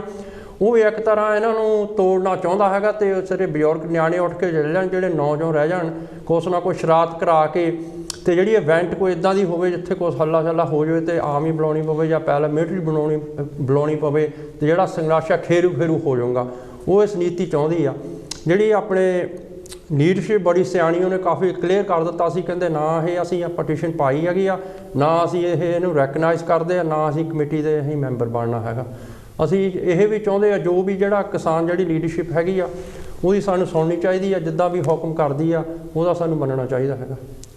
ਐਕਚੁਅਲੀ ਪੁਰਾਣੇ ਤਾਨਾਸ਼ਾਹ ਰਾਜਾ ਜਦੋਂ ਹੁੰਦੇ ਸੀ, ਜਦੋਂ ਉਹਨਾਂ ਦੇ ਕੋਰਟ ਕਚਹਿਰੀਆਂ ਲੱਗਦੀਆਂ ਸੀ, ਉਹਨਾਂ ਦੇ ਵਿੱਚ ਕਈ ਵਾਰ ਲੋਕਾਂ ਨੂੰ ਇਨਸਾਫ ਮਿਲ ਜਾਂਦਾ ਸੀ। ਪਰ ਅੱਜ ਬੜੇ ਅਫਸੋਸ ਦੀ ਹੈ ਸਾਡੀ ਮਾਣਯੋਗ ਸੁਪਰੀਮ ਕੋਰਟ, ਉਸ ਤੋਂ ਲੋਕਾਂ ਦਾ ਇਸ ਤਰ੍ਹਾਂ ਭਰੋਸਾ ਉੜਿਆ ਕਿ ਲੋਕਾਂ ਨੂੰ ਜਿਹੜਾ ਪਿਛਲਾ ਉਹਨਾਂ ਦਾ ਐਕਸਪੀਰੀਅੰਸ ਹੋਇਆ, ਜਿੰਨੇ ਉਹਨਾਂ ਨੇ ਫੈਸਲੇ ਕੀਤੇ ਨੇ, ਜਿਸ ਤਰ੍ਹਾਂ ਕਿ ਮੈਂ ਪਹਿਲਾਂ ਦੱਸ ਰਿਹਾ ਵੀ ਜਿਹੜੇ ਉੱਥੇ ਦੇ ਸੁਪਰੀਮ ਕੋਰਟ ਦੇ ਜਿਹੜੇ ਜੱਜਿਸ ਨੇ ਉਹ ਉਸ ਤੋਂ ਤੰਗ ਨੇ ਕਿ ਉੱਥੇ ਧੱਕਾ ਹੋ ਰਿਹਾ, ਉਹ ਕਹਿੰਦੇ ਨੇ। ਅਤੇ ਉਸ ਦੇ ਬਾਵਜੂਦ ਫਿਰ ਲੋਕਾਂ ਨੂੰ ਬੁੱਧੂ ਬਣਾਉਣ ਲਈ ਇਹ ਮੋਦੀ ਸਰਕਾਰ ਉਸ ਸੁਪਰੀਮ ਕੋਰਟ ਨੂੰ ਮੂਹਰੇ ਲਿਆ ਕੇ ਆ ਰਹੀ ਹੈ। ਅਤੇ ਇਸ ਦੇ ਬਾਰੇ ਜਿਹੜਾ ਹੈ ਇਹਨਾਂ ਨੇ ਜੋ ਸਾਡਾ ਜੁਡੀਸ਼ਰੀ ਸਿਸਟਮ ਹੈ, ਨਿਆਂਪਾਲਿਕਾ ਸਾਡੀ, ਉਹ ਹਾਂਜੀ ਕਾਲ ਆ ਰਹੀ ਹੈ। ਹਾਂਜੀ ਆਓ ਜੀ। ਹੈਲੋ ਜੀ। ਹਾਂ ਨਮਸਕਾਰ। ਨਮਸਕਾਰ ਜੀ। ਨਮਸਕਾਰ। ਮੈਂ ਪੰਜ ਸੁਮਨ ਬੋਲਦਾ। ਹਾਂਜੀ ਕੀ ਨਾਂ ਜੀ? ਹਾਂ ਤੁਸੀਂ ਲੋਹੜੀ ਤੇ ਗੱਲ ਕਰ ਰਹੇ, ਮੈਂ ਸੁਣਿਆ ਹੈਗਾ ਮਾਜੀਆ। ਹਾਂਜੀ। ਮੈਂ ਅਸਲ 'ਚ ਨਾ ਬਾਹਲੇ ਤਿਉਹਾਰਾਂ ਦੇ ਕੋਈ ਬਾਹਲਾ ਖਿਲਾਫ ਨਹੀਂਗਾ। ਠੀਕ ਹੈ ਜੀ। ਪਰ ਜਿਹੜੀ ਲੋਹੜੀ ਆ ਨਾ ਇਹ ਇੰਨੀ ਔਰਤ ਦੇ ਖਿਲਾਫ ਡਿਸਕ੍ਰਿਮੀਨੇਟਰੀ ਆ ਓਪਨਲੀ ਕਿ ਮੈਨੂੰ ਹੋਰ ਕੋਈ ਵੀ ਤਿਉਹਾਰ ਇਸ ਤਰ੍ਹਾਂ ਨਹੀਂ ਲੱਗਦਾ। ਇਸੇ ਇਨਸਲਟ ਆ ਸਾਡੀ ਮਾਂ ਭੈਣ ਧੀ ਦੀ ਸਾਡੀ ਇਨਸਲਟ ਹੈ ਇਹ ਤਿਉਹਾਰ ਕਰ ਰਿਹਾ। ਇਹ ਹਿੰਦੂਵਾਦ ਨੇ, ਇਹ ਬ੍ਰਾਹਮਣਵਾਦ ਨੇ, ਇਹ ਆਪਣੀਆਂ ਰੋਟੀਆਂ ਸੇਕਣ ਦੀ ਖਾਤਰ ਔਰਤ ਨੂੰ ਹਮੇਸ਼ਾ ਹੀ ਸ਼ੂਦਰ ਔਰ ਔਰਤ ਨੂੰ ਇਹਨੇ ਬੁਰੀ ਤਰ੍ਹਾਂ ਇਸ ਸਮਾਜ ਵਿੱਚ ਰੱਖਿਆ। ਤੁਸੀਂ ਕਿਸੇ ਵੀ ਫੀਲਡ ਵਿੱਚ ਜਾ ਕੇ ਦੇਖ ਲਓ, ਸਾਡੇ ਸਮਾਜ ਦੇ ਵਿੱਚ ਔਰਤ ਨਾਲ ਹਰ ਥਾਂ ਜ਼ਿਆਦਤੀ ਕੀਤੀ ਜਾ ਰਹੀ ਆ ਔਰ 21ਵੀਂ ਸਦੀ ਜਾ ਰਹੀ ਆ। ਹੱਲੇ ਵੀ ਸਾਡੇ ਸਮਾਜ 'ਚ ਇਹੀ ਕੁਛ ਹੋ ਰਿਹਾ। ਇਹ ਸੀ ਤੁਸੀਂ ਮਤਲਬ ਉੱਥੋਂ ਆਇਆ, ਮੈਂ ਵੀ ਉੱਥੋਂ ਆਇਆ। ਜਿਹੜਾ ਸਾਡੇ ਜ਼ਮਾਨੇ ਸੀਗਾ ਕਿ ਵੀ ਜਦ ਲੋਹੜੀ ਆਉਂਦੀ ਸੀ, ਮੁੰਡਿਆਂ ਦੇ ਘਰ ਖੁਸ਼ੀ ਹੁੰਦੀ ਸੀ, ਸ਼ਰਾਬਾਂ ਪੀਤੀਆਂ ਜਾਂਦੀਆਂ ਸੀਗੀਆਂ, ਜਿੱਥੇ ਲੜਕੀ ਹੋਈ ਆ ਉੱਥੇ ਮਾਤਮ ਛਾਇਆ ਹੁੰਦਾ ਸੀਗਾ। ਯਾਨੀ ਉਦੋਂ ਸਾਨੂੰ ਇਹਨਾਂ ਸੁਲਤਾਂ ਸੀ ਪਤਾ, ਪਰ ਅੱਜ ਉਦੋਂ ਅਸੀਂ ਅਨਪੜ੍ਹ ਸੀ, ਸਾਡੇ ਮਾਪੇ ਅਨਪੜ੍ਹ ਸੀਗੇ, ਸੁਸਾਇਟੀ ਵੀ ਅੱਜ ਤੋਂ 60 ਸਾਲ ਪਹਿਲਾਂ ਅਨਪੜ੍ਹ ਸੀਗੀ। ਪਰ ਅੱਜ ਦਾ ਪੜ੍ਹਿਆ ਲਿਖਿਆ ਇਨਸਾਨ, ਜਾਗਰਤ ਇਨਸਾਨ ਇਸ ਤਿਉਹਾਰ ਨੂੰ ਕਿੱਦਾਂ ਐਕਸੈਪਟ ਕਰ ਰਿਹਾ, ਇਹ ਮੈਨੂੰ ਸਮਝ ਨਹੀਂ ਆ ਰਹੀ। ਟੋਟਲੀ ਡਿਸਕ੍ਰਿਮੀਨੇਟਰੀ। ਦੂਸਰੀ ਗੱਲ ਕਹੋ ਜੀ, ਕਹਿੰਦੇ ਜੀ ਇਹ ਦਿਨ ਵੱਧਦੇ ਆ, ਦਿਨ ਤਾਂ ਵੱਧਦੇ ਆ 23 ਦਸੰਬਰ ਨੂੰ, ਉਹ ਜਿਹਨੂੰ 23 ਦਸੰਬਰ ਨੂੰ ਜਾ ਕੇ ਵੱਧਦੇ ਹੈਗੇ ਦਿਨ, ਇਹ ਤਾਂ ਮਹੀਨਾ ਹੋ ਗਿਆ। ਇਹ ਵੀ ਟੋਟਲੀ ਬਿਲਕੁਲ ਗਲਤ ਫਸਾਇਆ ਗਿਆ। ਸੋ ਮੇਰਾ ਕਹਿਣ ਦਾ ਮਤਲਬ ਭਾਈ ਸਾਹਿਬ ਠੀਕ ਹੈ, ਇਹਨਾਂ ਚੀਜ਼ਾਂ ਨੂੰ ਬਦਲਣਾ ਬਹੁਤ ਮੁਸ਼ਕਿਲ ਆ, ਮਾਈਂਡ ਸੈਟ ਨੂੰ ਬਦਲਣਾ ਬਹੁਤ ਮੁਸ਼ਕਿਲ ਆ, ਪਰ ਐਜੂਕੇਸ਼ਨ ਆ ਰਹੀ ਆ। ਇਹ ਜਿੰਨਾ ਔਰਤ ਦੇ ਨਾਲ ਡਿਸਕ੍ਰਿਮੀਨੇਟਰੀ ਕੀਤੀ ਗਈ ਆ ਸਾਡੇ ਸਮਾਜ 'ਚ, ਮੈਨੂੰ ਦੁਨੀਆ ਦੇ ਕਿਸੇ ਹੋਰ ਸਮਾਜ 'ਚ ਇਹ ਗੱਲ ਨਹੀਂ ਦੱਸ ਰਹੀ। ਹਾਂ, ਲੜਕੀਆਂ ਹੈਗੀਆਂ, ਉਹਨੂੰ ਤੁਹਾਡੇ ਸਾਹਮਣੇ ਸਾਡੇ ਪੰਜਾਬ ਦੇ ਵਿੱਚ ਸਭ ਤੋਂ ਜ਼ਿਆਦਾ ਲੜਕੀਆਂ ਮਾਰੀਆਂ ਜਾਂਦੀਆਂ, ਕਿਉਂਕਿ ਜੰਮਣ ਤੋਂ ਪਹਿਲਾਂ ਐਡੀ ਵੱਡੀ ਤੁਸੀਂ ਤਰਾਸ਼ਦੀ ਦੇਖੋ। ਮੈਨੂੰ ਇੱਕ ਵੀ ਗੱਲ ਯਾਦ ਹੈ, ਇੱਥੇ ਇੱਕ ਵਾਰੀ ਰੇਡੀਓ ਤੇ ਇੱਕ ਔਰਤ ਆਈ ਸੀ, ਹੋਊਗੀ 70 ਸਾਲ ਦੀ, ਉਹਨੇ ਓਪਨਲੀ ਕਿਹਾ, ਉਹ ਕਹਿੰਦੇ ਸਾਡੇ ਟਾਈਮ ਦੇ ਤੇ ਜਦ ਲੜਕੀ ਜੰਮਦੀ ਸੀ ਉਹਨੂੰ ਮਾਰ ਦਿੱਤਾ ਜਾਂਦਾ ਸੀ, ਪਤਾ ਨਹੀਂ ਕਿੰਨੀਆਂ ਕਿ ਸਾਡੇ ਘਰ 'ਚ ਲੜਕੀਆਂ ਮਾਰ ਦਿੱਤੀਆਂ ਗਈਆਂ। ਅਸੀਂ ਖੁਦ ਦੇਖੀਆਂ ਇਹ ਗੱਲਾਂ। ਯਾਨੀ ਹੱਲੇ ਵੀ ਸਾਡਾ ਸਮਾਜ ਇਹੋ ਜਿਹੀਆਂ ਘਟੀਆ ਕਿਸਮ ਦੀਆਂ ਰਸਮਾਂ ਨੂੰ ਮਨਾ ਰਿਹਾ। ਇਹ ਟੋਟਲੀ ਡਿਸਕਨੈਕਟ ਹੈ, ਇਹਨੂੰ ਬੈਨ ਹੋਣਾ ਚਾਹੀਦਾ। ਤਾਂ ਪਰ ਅਸੀਂ ਸੋਚਾਂਗੇ ਵੀ ਸਾਡੇ ਵਿੱਚ ਜਾਗਰਤੀ ਆਈ ਆ, ਅਸੀਂ ਕੌਮ ਦਾ ਕੁਝ ਬਦਲਣਾ ਚਾਹੁੰਦੇ ਹਾਂ, ਇਹ ਦੇਸ਼ ਨੂੰ ਉੱਤੇ ਜਿਸ ਮੁਲਕ ਸਮਾਜ ਦੇ ਵਿੱਚ ਕੋਈ ਔਰਤ ਦੀ ਇੱਜ਼ਤ ਨਹੀਂ ਕਰਦੇ, ਔਰਤ ਨੂੰ ਤਾਂ ਉੱਠਣ ਨਹੀਂ ਦਿੰਦੇ, ਉਹ ਸਮਾਜ ਕਿੱਦਾਂ ਉੱਠ ਜਾਊਗਾ? ਜਿਸ ਨੇ ਬਣਤਰ ਦੇਣੀਆਂ, ਇਹ ਸਮਾਜ ਦੀ ਫਾਊਂਡੇਸ਼ਨ ਦੇਣੀਆਂ, ਤੇ ਉਸ ਫਾਊਂਡੇਸ਼ਨ ਨੂੰ ਤੁਸੀਂ ਤਬਾਹ ਕਰ ਰਹੇ ਹੋ। I don't understand honestly, ਦੁਨੀਆ ਕਿਤੇ ਨਹੀਂ ਕਿਤੇ ਚਲ ਗਈ ਆ। ਇਹ ਲੋਕੀ ਹੱਲੇ ਉਹੀ ਸੋਚੀ ਜਾਂਦੇ ਆ। ਉਸੇ ਤਰੀਕੇ ਨਾਲ ਔਰਤ ਦੇ ਹੱਕ ਜਿਹੜੇ ਆ ਰੋਜ਼ ਖੋਏ ਜਾਂਦੇ ਆ। ਸਾਡੀ ਔਰਤ ਇਸ ਵੇਲੇ ਕਿਸ ਤਰੀਕੇ ਨਾਲ ਟਰੀਟ ਕੀਤੀ ਜਾਂਦੀ ਹੈ, ਬਾਹਰ ਨਹੀਂ ਜਾ ਸਕਦੀ। ਪੜ੍ਹੀਆਂ ਲਿਖੀਆਂ ਔਰਤਾਂ ਬਾਹਰ ਨਹੀਂ ਜਾ ਸਕਦੀਆਂ। ਤੁਹਾਡੇ ਸਾਹਮਣੇ ਕੀ ਹੋ ਰਿਹਾ ਉਸ ਮੁਲਕ ਦੇ ਵਿੱਚ, ਸ਼ਰਮਾ ਦੀ ਗੱਲ ਆ। ਅੱਛਾ, ਦੂਸਰੇ ਪਾਸੇ ਮੈਂ ਗੱਲ ਇੱਕ ਮਾੜੀ ਹੋਰ ਗੱਲ ਕਹਿਣਾ ਚਾਹੁੰਦਾ। ਹਾਂਜੀ, ਚਲੋ ਇਹਦਾ ਠੀਕ ਹੈ, ਤੁਸੀਂ ਸਮਾਜਿਕ ਤੌਰ ਤੇ ਆਪਣੀ ਭਾਵਨਾ ਕੱਢ ਲਈ ਆ। ਪਰ ਇੱਕ ਮਾੜੀ ਜਿਹਾ ਮੈਂ ਚਾਂਸ ਲੈਣਾ ਚਾਹੁੰਦਾ, ਕਿਉਂਕਿ ਮੀਡੀਆ ਦੇ ਰਾਹੀਂ ਤੁਸੀਂ ਤਾਂ ਦੇਖਿਆ ਕਿ ਅਮਰੀਕਾ ਦੇ ਵਿੱਚ ਉਹਦੇ ਕੈਪਟਨ ਤੇ ਅਟੈਕ ਕੀਤਾ ਉਹਨਾਂ ਗੁੰਡਿਆਂ ਨੇ, ਜੋ ਕੁਝ ਕਹਿ ਲਓ ਜਿਹੜੇ ਹੈਗੇ ਆ। ਹਾਂਜੀ ਹਾਂਜੀ, ਉਹਦੇ ਵਿੱਚ ਚਲੋ ਠੀਕ ਹੈ, ਚਲੋ ਡੈਮੋਨਸਟ੍ਰੇਸ਼ਨ ਕਰਨ ਦਾ ਮੈਨੂੰ ਕੋਈ ਇਤਰਾਜ਼ ਨਹੀਂ, ਉਹਦੀ ਆਪਣੀ ਮਰਜ਼ੀ ਆ। ਉਹਦੇ ਵਿੱਚ ਇੱਕ ਇੰਡੀਅਨ ਭਾਈਚਾਰੇ ਨੇ ਵੀ ਆਪਣਾ ਝੰਡਾ ਉਹਨਾਂ ਨੇ ਲਹਿਰਾਇਆ ਸੀਗਾ, ਹਿੰਦੁਸਤਾਨ ਦਾ ਤਿਰੰਗਾ ਉਹਦੇ ਵਿੱਚ ਸੀਗਾ। ਅਸੀਂ ਹੋਰ ਥਾਂ ਸਭ ਕੁਝ ਆਵਾਜ਼ ਉਠਾਉਂਦੇ ਹਾਂ, ਅਸੀਂ ਕਿਉਂ ਨਹੀਂ ਉਸ ਮੁਲਕ ਦੀ ਅੰਬੈਸੀ ਨੂੰ, ਉਸ ਸਾਡੇ ਲੱਖਾਂ ਦੀ ਗਿਣਤੀ ਵਿੱਚ ਸਾਡੇ ਭਰਾ ਰਹਿੰਦੇ ਹੈਗੇ ਆ ਅਮਰੀਕਾ ਦੇ ਵਿੱਚ, ਉਸ ਗਵਰਨਮੈਂਟ ਨੂੰ ਕਹਿੰਦੇ ਜਾ ਕੇ ਉਹਨੂੰ ਕਹੋ, ਜਿਨ੍ਹਾਂ ਲੋਕਾਂ ਨੇ ਸਾਡੇ ਮੁਲਕ ਦਾ ਝੰਡਾ ਇੱਥੇ ਲਿਆਂਦਾ, ਸਾਡੇ ਮੁਲਕ ਨੂੰ ਬਦਨਾਮ ਕੀਤਾ, ਉਹਨਾਂ ਲੋਕਾਂ ਨੂੰ ਅਰੈਸਟ ਹੋਣਾ ਚਾਹੀਦਾ। ਔਰ ਮੈਂ ਇਹ ਗੱਲ ਕਹਿਣਾ ਕਿ ਤੁਹਾਡੇ ਥਰੂ ਕਹਿ ਰਿਹਾ, ਤੁਸੀਂ ਪੜ੍ਹੇ ਲਿਖੇ ਇਨਸਾਨ ਹੋ, ਤੇ ਤੁਹਾਨੂੰ ਇਹ ਗੱਲ ਪਹੁੰਚਾਉਣੀ ਚਾਹੀਦੀ ਆ ਕਿ ਜਿਨ੍ਹਾਂ ਲੋਕਾਂ ਨੇ ਸਾਡੇ ਮੁਲਕ ਦਾ ਝੰਡਾ ਉੱਥੇ ਲਹਿਰਾਇਆ, ਉਸ ਮੁਲਕ ਦੀ ਕੁਰਸੀ ਨੂੰ ਬਦਲਣ ਵਾਸਤੇ, ਉਸ ਮੁਲਕ ਦੀ ਡੈਮੋਕ੍ਰੇਸੀ ਨੂੰ ਖਤਮ ਕਰਨ ਵਾਸਤੇ ਉਹ ਲੋਕੀ ਅਰੈਸਟ ਹੋਣੇ ਚਾਹੀਦੇ ਆ। ਭਾਈ ਬਹੁਤ ਮਿਹਰਬਾਨੀ, ਥੈਂਕ ਯੂ ਵੈਰੀ ਮਚ। ਤੁਹਾਡੇ ਵਿਚਾਰ ਬਹੁਤ ਸੋਹਣੇ ਨੇ ਅਤੀ ਜੀ, ਤੇ ਅਸੀਂ ਜਿਹੜਾ ਤੁਸੀਂ ਇਹ ਗੱਲ ਕੀਤੀ ਹੈ ਕਿ ਹਾਂ, ਇੱਕ ਕਿਸ ਤਰ੍ਹਾਂ ਮੋਦੀ ਨੇ ਉਸ ਤਰ੍ਹਾਂ ਉਹਦੇ ਪੱਖ ਦੇ ਬੰਦੇ ਸੀ ਜਿਹੜੇ ਉੱਥੇ ਉਹ ਪਹੁੰਚੇ ਹੋਏ ਸੀ ਝੰਡੇ ਲੈ ਕੇ, ਤੇ ਜਿਹਦੇ ਨਾਲ ਕਿਉਂਕਿ ਆਪ ਉਹ ਜਦੋਂ ਟਰੰਪ ਨੂੰ ਉਹਦੀ ਕੈਂਪੇਨ ਚੱਲਦੀ ਸੀ ਉਦੋਂ ਜਾਂਦਾ ਰਿਹਾ ਉੱਥੇ, ਤੇ ਉਸ ਪੱਖੋਂ ਹੀ ਉਸ ਦੇ ਉੱਥੇ ਜਿਹੜੇ ਉੱਥੇ ਬੰਦੇ ਨੇ ਉਹ ਉੱਥੇ ਸਾਡੇ ਜਿਸ ਤਰ੍ਹਾਂ ਦੱਸਿਆ ਕਿ ਲੈ ਕੇ ਪਹੁੰਚੇ ਸੀ ਤਿਰੰਗਾ ਝੰਡਾ, ਤੇ ਉਹਨਾਂ ਨੂੰ ਆਪਣੇ ਇੰਡੀਆ ਦੀ ਜਿਹੜੀ ਆ ਉਹ ਕਈ ਵਾਰ ਬਦਨਾਮੀ ਹੋਈ ਆ। ਤੇ ਬਾਕੀ ਜਿਹੜੇ ਤੁਹਾਡੇ ਵਿਚਾਰ ਨੇ ਬਹੁਤ ਵਧੀਆ ਨੇ ਆਪਣੇ, ਕਿਉਂਕਿ ਜੋ ਕੁਛ ਜਿੰਨੇ ਵੀ ਤਿਉਹਾਰ ਨੇ ਲਗਭਗ ਸਾਡੇ ਇੰਡੀਆ ਦੇ, ਉਹਨਾਂ ਦੇ ਵਿੱਚ ਕਿਤੇ ਨਾ ਕਿਤੇ ਜ਼ਰੂਰ ਮਿਥਿਓਲੋਜੀ, ਮਨਘੜੰਤ ਗੱਲਾਂ ਬਹੁਤੀਆਂ ਉਹਨਾਂ ਦੇ ਵਿੱਚ ਜ਼ਿਆਦਾ ਨੇ, ਤੇ ਜਿਹੜਾ ਕੋਈ ਸੱਚਾਈ ਕੀ ਆ ਇਸ ਦਾ ਬਹੁਤੇ ਲੋਕਾਂ ਨੂੰ ਨਹੀਂ ਪਤਾ। ਅਸਲ ਦੇ ਵਿੱਚ ਤਿਉਹਾਰ ਮਨਾ ਰਹੇ ਆ, ਤੇ ਅਸਲ ਦੇ ਵਿੱਚ ਉਹਦਾ ਕਾਰਨ ਕੀ ਸੀਗਾ, ਕਿਸ ਤਰ੍ਹਾਂ ਉਹਨਾਂ ਨਾਲ ਜੁੜ ਜਾਂਦੇ ਆ। ਇੱਕ ਹਾਂਜੀ ਮੈਂ ਹਾਂਜੀ ਆਓ ਜੀ, ਹਾਂਜੀ ਹੈਲੋ, ਹਾਂਜੀ ਵੀਰ ਜੀ, ਕੌਣ ਬੋਲਦੇ ਹੋ ਜੀ? ਮੈਂ ਚੈਨ ਲੰਡਨ ਤੋਂ ਬੋਲਦਾ। हाँ जी ਭਾਈ ਸਾਹਿਬ ਦੇਖੋ ਗੱਲ ਜਿਹੜੀ ਹੈਗੀ ਨਾ ਬੜੇ ਦੁੱਖ ਵਾਲੀ ਆ। हाँ जी ਸਾਡੇ ਲੋਕਾਂ ਤੇ ਜੋ ਵੀ ਅਤਿਆਚਾਰ ਹੋ ਰਿਹਾ ਅੱਜ ਦੇ ਜ਼ਮਾਨੇ ਦੇ ਵਿੱਚ ਇਹ ਸਾਡੇ ਲੋਕਾਂ ਦੀ ਬੇਵਕੂਫੀ ਦੇ ਕਾਰਨ ਹੋ ਰਿਹਾ। ਹੁਣ ਦੇਖੋ ਸਿੱਖਾਂ ਨੇ ਕਿੰਨਾ ਮਤਲਬ ਕਹਿੰਦਾ ਜ਼ੁਲਮ ਸੇ ਉਠਾਇਆ ਪਿਆ। ਸਾਡੇ ਲੋਕ ਨਾ ਮੋਢਾ ਜੋੜ ਕੇ ਖੜੇ ਹੋ ਗਏ ਆ, ਸ਼ਾਬਾਸ਼ ਉਹਨਾਂ ਦੇ। ਲੇਕਿਨ ਕਿਆ ਸਾਡੀ ਸੋਭਾ ਹੋਵੇਗੀ? ਇਹਨਾਂ ਨੇ ਕੱਲ ਨੂੰ ਦੇਖ ਲਿਓ, ਇਹਨਾਂ ਨੇ ਦੂਸਰਾ ਉਹਨੂੰ ਕੀ ਕਹਿੰਦੇ ਹੈਗੇ ਆ ਖਾਲਿਸਤਾਨ ਵੀ ਉਸੇ ਵੇਲੇ ਮੰਗ ਦੇਣਾ ਸ਼ੁਰੂ ਕਰ ਦੇਣਾ ਆ। ਸਾਡੀ ਬੇਇੱਜ਼ਤੀ ਹੋ ਜਾਣੀ। ਹੁਣ ਵੋਟਾਂ ਪੈਣ ਦਾ ਟਾਈਮ ਆ ਗਿਆ। ਸਾਡੇ ਇੰਨੇ ਬੇਵਕੂਫ ਸਾਡੇ ਰਵਿਦਾਸੀਏ ਆ, ਇੰਨੇ ਕਮੀਨੇ ਆ, ਉਹ ਵੋਟਾਂ ਦੇ ਬਦਲੇ ਟਾਈਮ ਵਿਕ ਜਾਂਦੇ ਆ। ਮੈਂ ਤਾਂ ਚਾਹਨਾ ਕਿ ਜੇਕਰ ਨਾ ਸਾਡੇ ਰਵਿਦਾਸੀਏ ਵਾਲਮੀਕੀਆਂ ਦੇ ਨਾਲ ਭਰਾਵਾਂ ਦੇ ਨਾਲ ਜੁਟ ਜਾਣ ਆਪਸ ਵਿੱਚ ਤਾਂ ਅਸੀਂ ਇਹਨਾਂ ਨੂੰ ਪਰੇ ਪਲਟ ਸਕਦੇ ਇੱਕਦਮ, ਨਹੀਂ ਤਾਂ ਬੇਇੱਜ਼ਤੀ ਸਾਡੀ ਹੋਣੀ ਆ। ਦੇਖੋ ਇਹ ਹੁਣ ਕਿੰਨਾ ਇਹਨਾਂ ਨੇ ਗੌਰਮੈਂਟ ਦਾ ਖਜ਼ਾਨਾ ਵੀ ਬਾਦਲਾਂ ਨੇ ਲੁੱਟ ਕੇ ਲੈ ਗਏ ਸੀਗੇ। ਉਸ ਵੇਲੇ ਉਹ ਸਿੱਖਾਂ ਨੇ ਕੀ ਕਰ ਲਿਆ ਸੀਗਾ? ਕਿੰਨੇ ਉਹਨਾਂ ਨੇ ਸਾਡੇ ਗਰੀਬ ਜਨਤਾ ਨੂੰ ਛੱਡੋ, ਇਹਨਾਂ ਦੇ ਉਹਨਾਂ ਨੇ ਕਿੱਦਾਂ ਡਰੱਗਾਂ ਤੇ ਲਾਤੇ ਆ। ਕਿਸੇ ਨੇ ਕੀ ਉਹਨਾਂ ਦਾ ਵਿਗਾੜ ਲਿਆ ਬਾਦਲਾਂ ਦਾ? ਕੈਪਟਨ ਕਮੀਨੇ ਨੇ ਤਾਂ ਉਹਨਾਂ ਨੂੰ ਮਤਲਬ ਕਹਿੰਦਾ ਕਾਂਗਰਸ ਦੀ ਬੇੜੀ ਬਿਠਾ ਦਿੱਤੀ ਆ। ਜਦੋਂ ਤੱਕ ਸਾਡਾ ਲੀਡਰ ਨਹੀਂ ਮੂਹਰੇ ਆਉਂਦਾ, ਮੈਂ ਤਾਂ ਕਹਿੰਦਾ ਮਿਹਰਬਾਨੀ ਕਰਕੇ ਜੇਕਰ ਤੁਸੀਂ ਚੰਦਰ ਸ਼ੇਖਰ ਰਾਵਣ ਨੂੰ ਮੇਰਾ ਨੰਬਰ ਦੇ ਦਿਓ, ਮੈਂ ਉਹਨਾਂ ਨਾਲ ਗੱਲ ਕਰਨੀ ਚਾਹੁੰਦਾ, ਤੇ ਜਾਂ ਫਿਰ ਮਾਇਆਵਤੀ ਨੂੰ, ਉਹਨਾਂ ਨੂੰ ਇਸ ਵੇਲੇ ਕੈਮਰੇ ਦੇ ਮੂਹਰੇ ਆਉਣਾ ਚਾਹੀਦਾ ਆ ਤਾਂ ਕਿ ਸਾਡੇ ਲੋਕ ਹੁਸ਼ਿਆਰ ਹੋ ਜਾਣ। ਨਾਲੇ ਸਾਡੇ ਭੈਣ ਜੀ ਦਾ ਵੀ ਦਿਲ ਜਰਾ ਵੱਡਾ ਹੋ ਜਾਏ। ਉਹ ਤਾਂ ਕੈਮਰੇ ਬਾਰੇ ਆਉਂਦੀ ਕੋਈ ਨਹੀਂ ਹੈਗੀ। ਦੇਖ ਲਿਓ ਤੁਹਾਡੀ ਜਿੰਨੀ ਵੀ ਵਿਚਾਰਧਾਰਾ ਤੁਹਾਡੀ ਹੈਗੀ ਆ, ਮੈਂ ਤੁਹਾਡੇ ਧੰਨਵਾਦ ਕਰਦਾ, ਤੁਹਾਡਾ ਬੜਾ ਸੋਹਣਾ ਪ੍ਰੋਗਰਾਮ ਦੇ ਰਹੇ ਹਾਂ। ਲੇਕਿਨ ਬੁਰੀ ਗੱਲ ਜਿਹੜੀ ਮੈਨੂੰ ਲੱਗਦੀ ਆ ਵੀ ਸਾਡੇ ਲੋਕ ਵੋਟਾਂ ਦੇ ਟਾਈਮ ਤੇ ਰਵਿਦਾਸੀ ਜਿਹੜੇ ਵਿਕ ਜਾਂਦੇ ਆ ਨਾ, ਪਰਿਵਾਰ ਫਿਰ 5 ਸਾਲ ਜੁੱਤੀਆਂ ਖਾਂਦੇ, ਉਹ ਤਾਂ ਬੇਵਕੂਫ ਸ਼ਰਾਬੀ ਹੋ ਕੇ ਅੱਧੇ ਮਰ ਜਾਂਦੇ, ਅੱਧੇ ਖੁਸ਼ ਹੋ ਜਾਂਦੇ ਆ। ਇਹਦੇ ਬਾਰੇ ਤੁਸੀਂ ਵਿਚਾਰ ਕਰੋ ਮਿਹਰਬਾਨੀ ਕਰਕੇ। ਇਹ ਜਿਹੜਾ ਮਸਲਾ ਤੁਹਾਡਾ ਹੈਗਾ ਨਾ ਭਖ ਦੇ ਮਸਲੇ, ਵਾਕਿਆ ਬਹੁਤ ਸੋਹਣਾ ਟਾਈਟਲ ਹੈ ਇਹ, ਪਰ ਸਾਡੇ ਬੰਦੇ ਨੇ ਹੁਸ਼ਿਆਰੀ ਲਿਆਓ ਮਿਹਰਬਾਨੀ ਕਰਕੇ ਜੀ। ਧੰਨਵਾਦ ਤੁਹਾਡਾ। ਠੀਕ, ਬਹੁਤ ਮਿਹਰਬਾਨੀ ਵੀਰ ਜੀ ਤੁਹਾਡਾ, ਬਹੁਤ ਬਹੁਤ ਥੈਂਕ ਯੂ ਤੁਹਾਡਾ।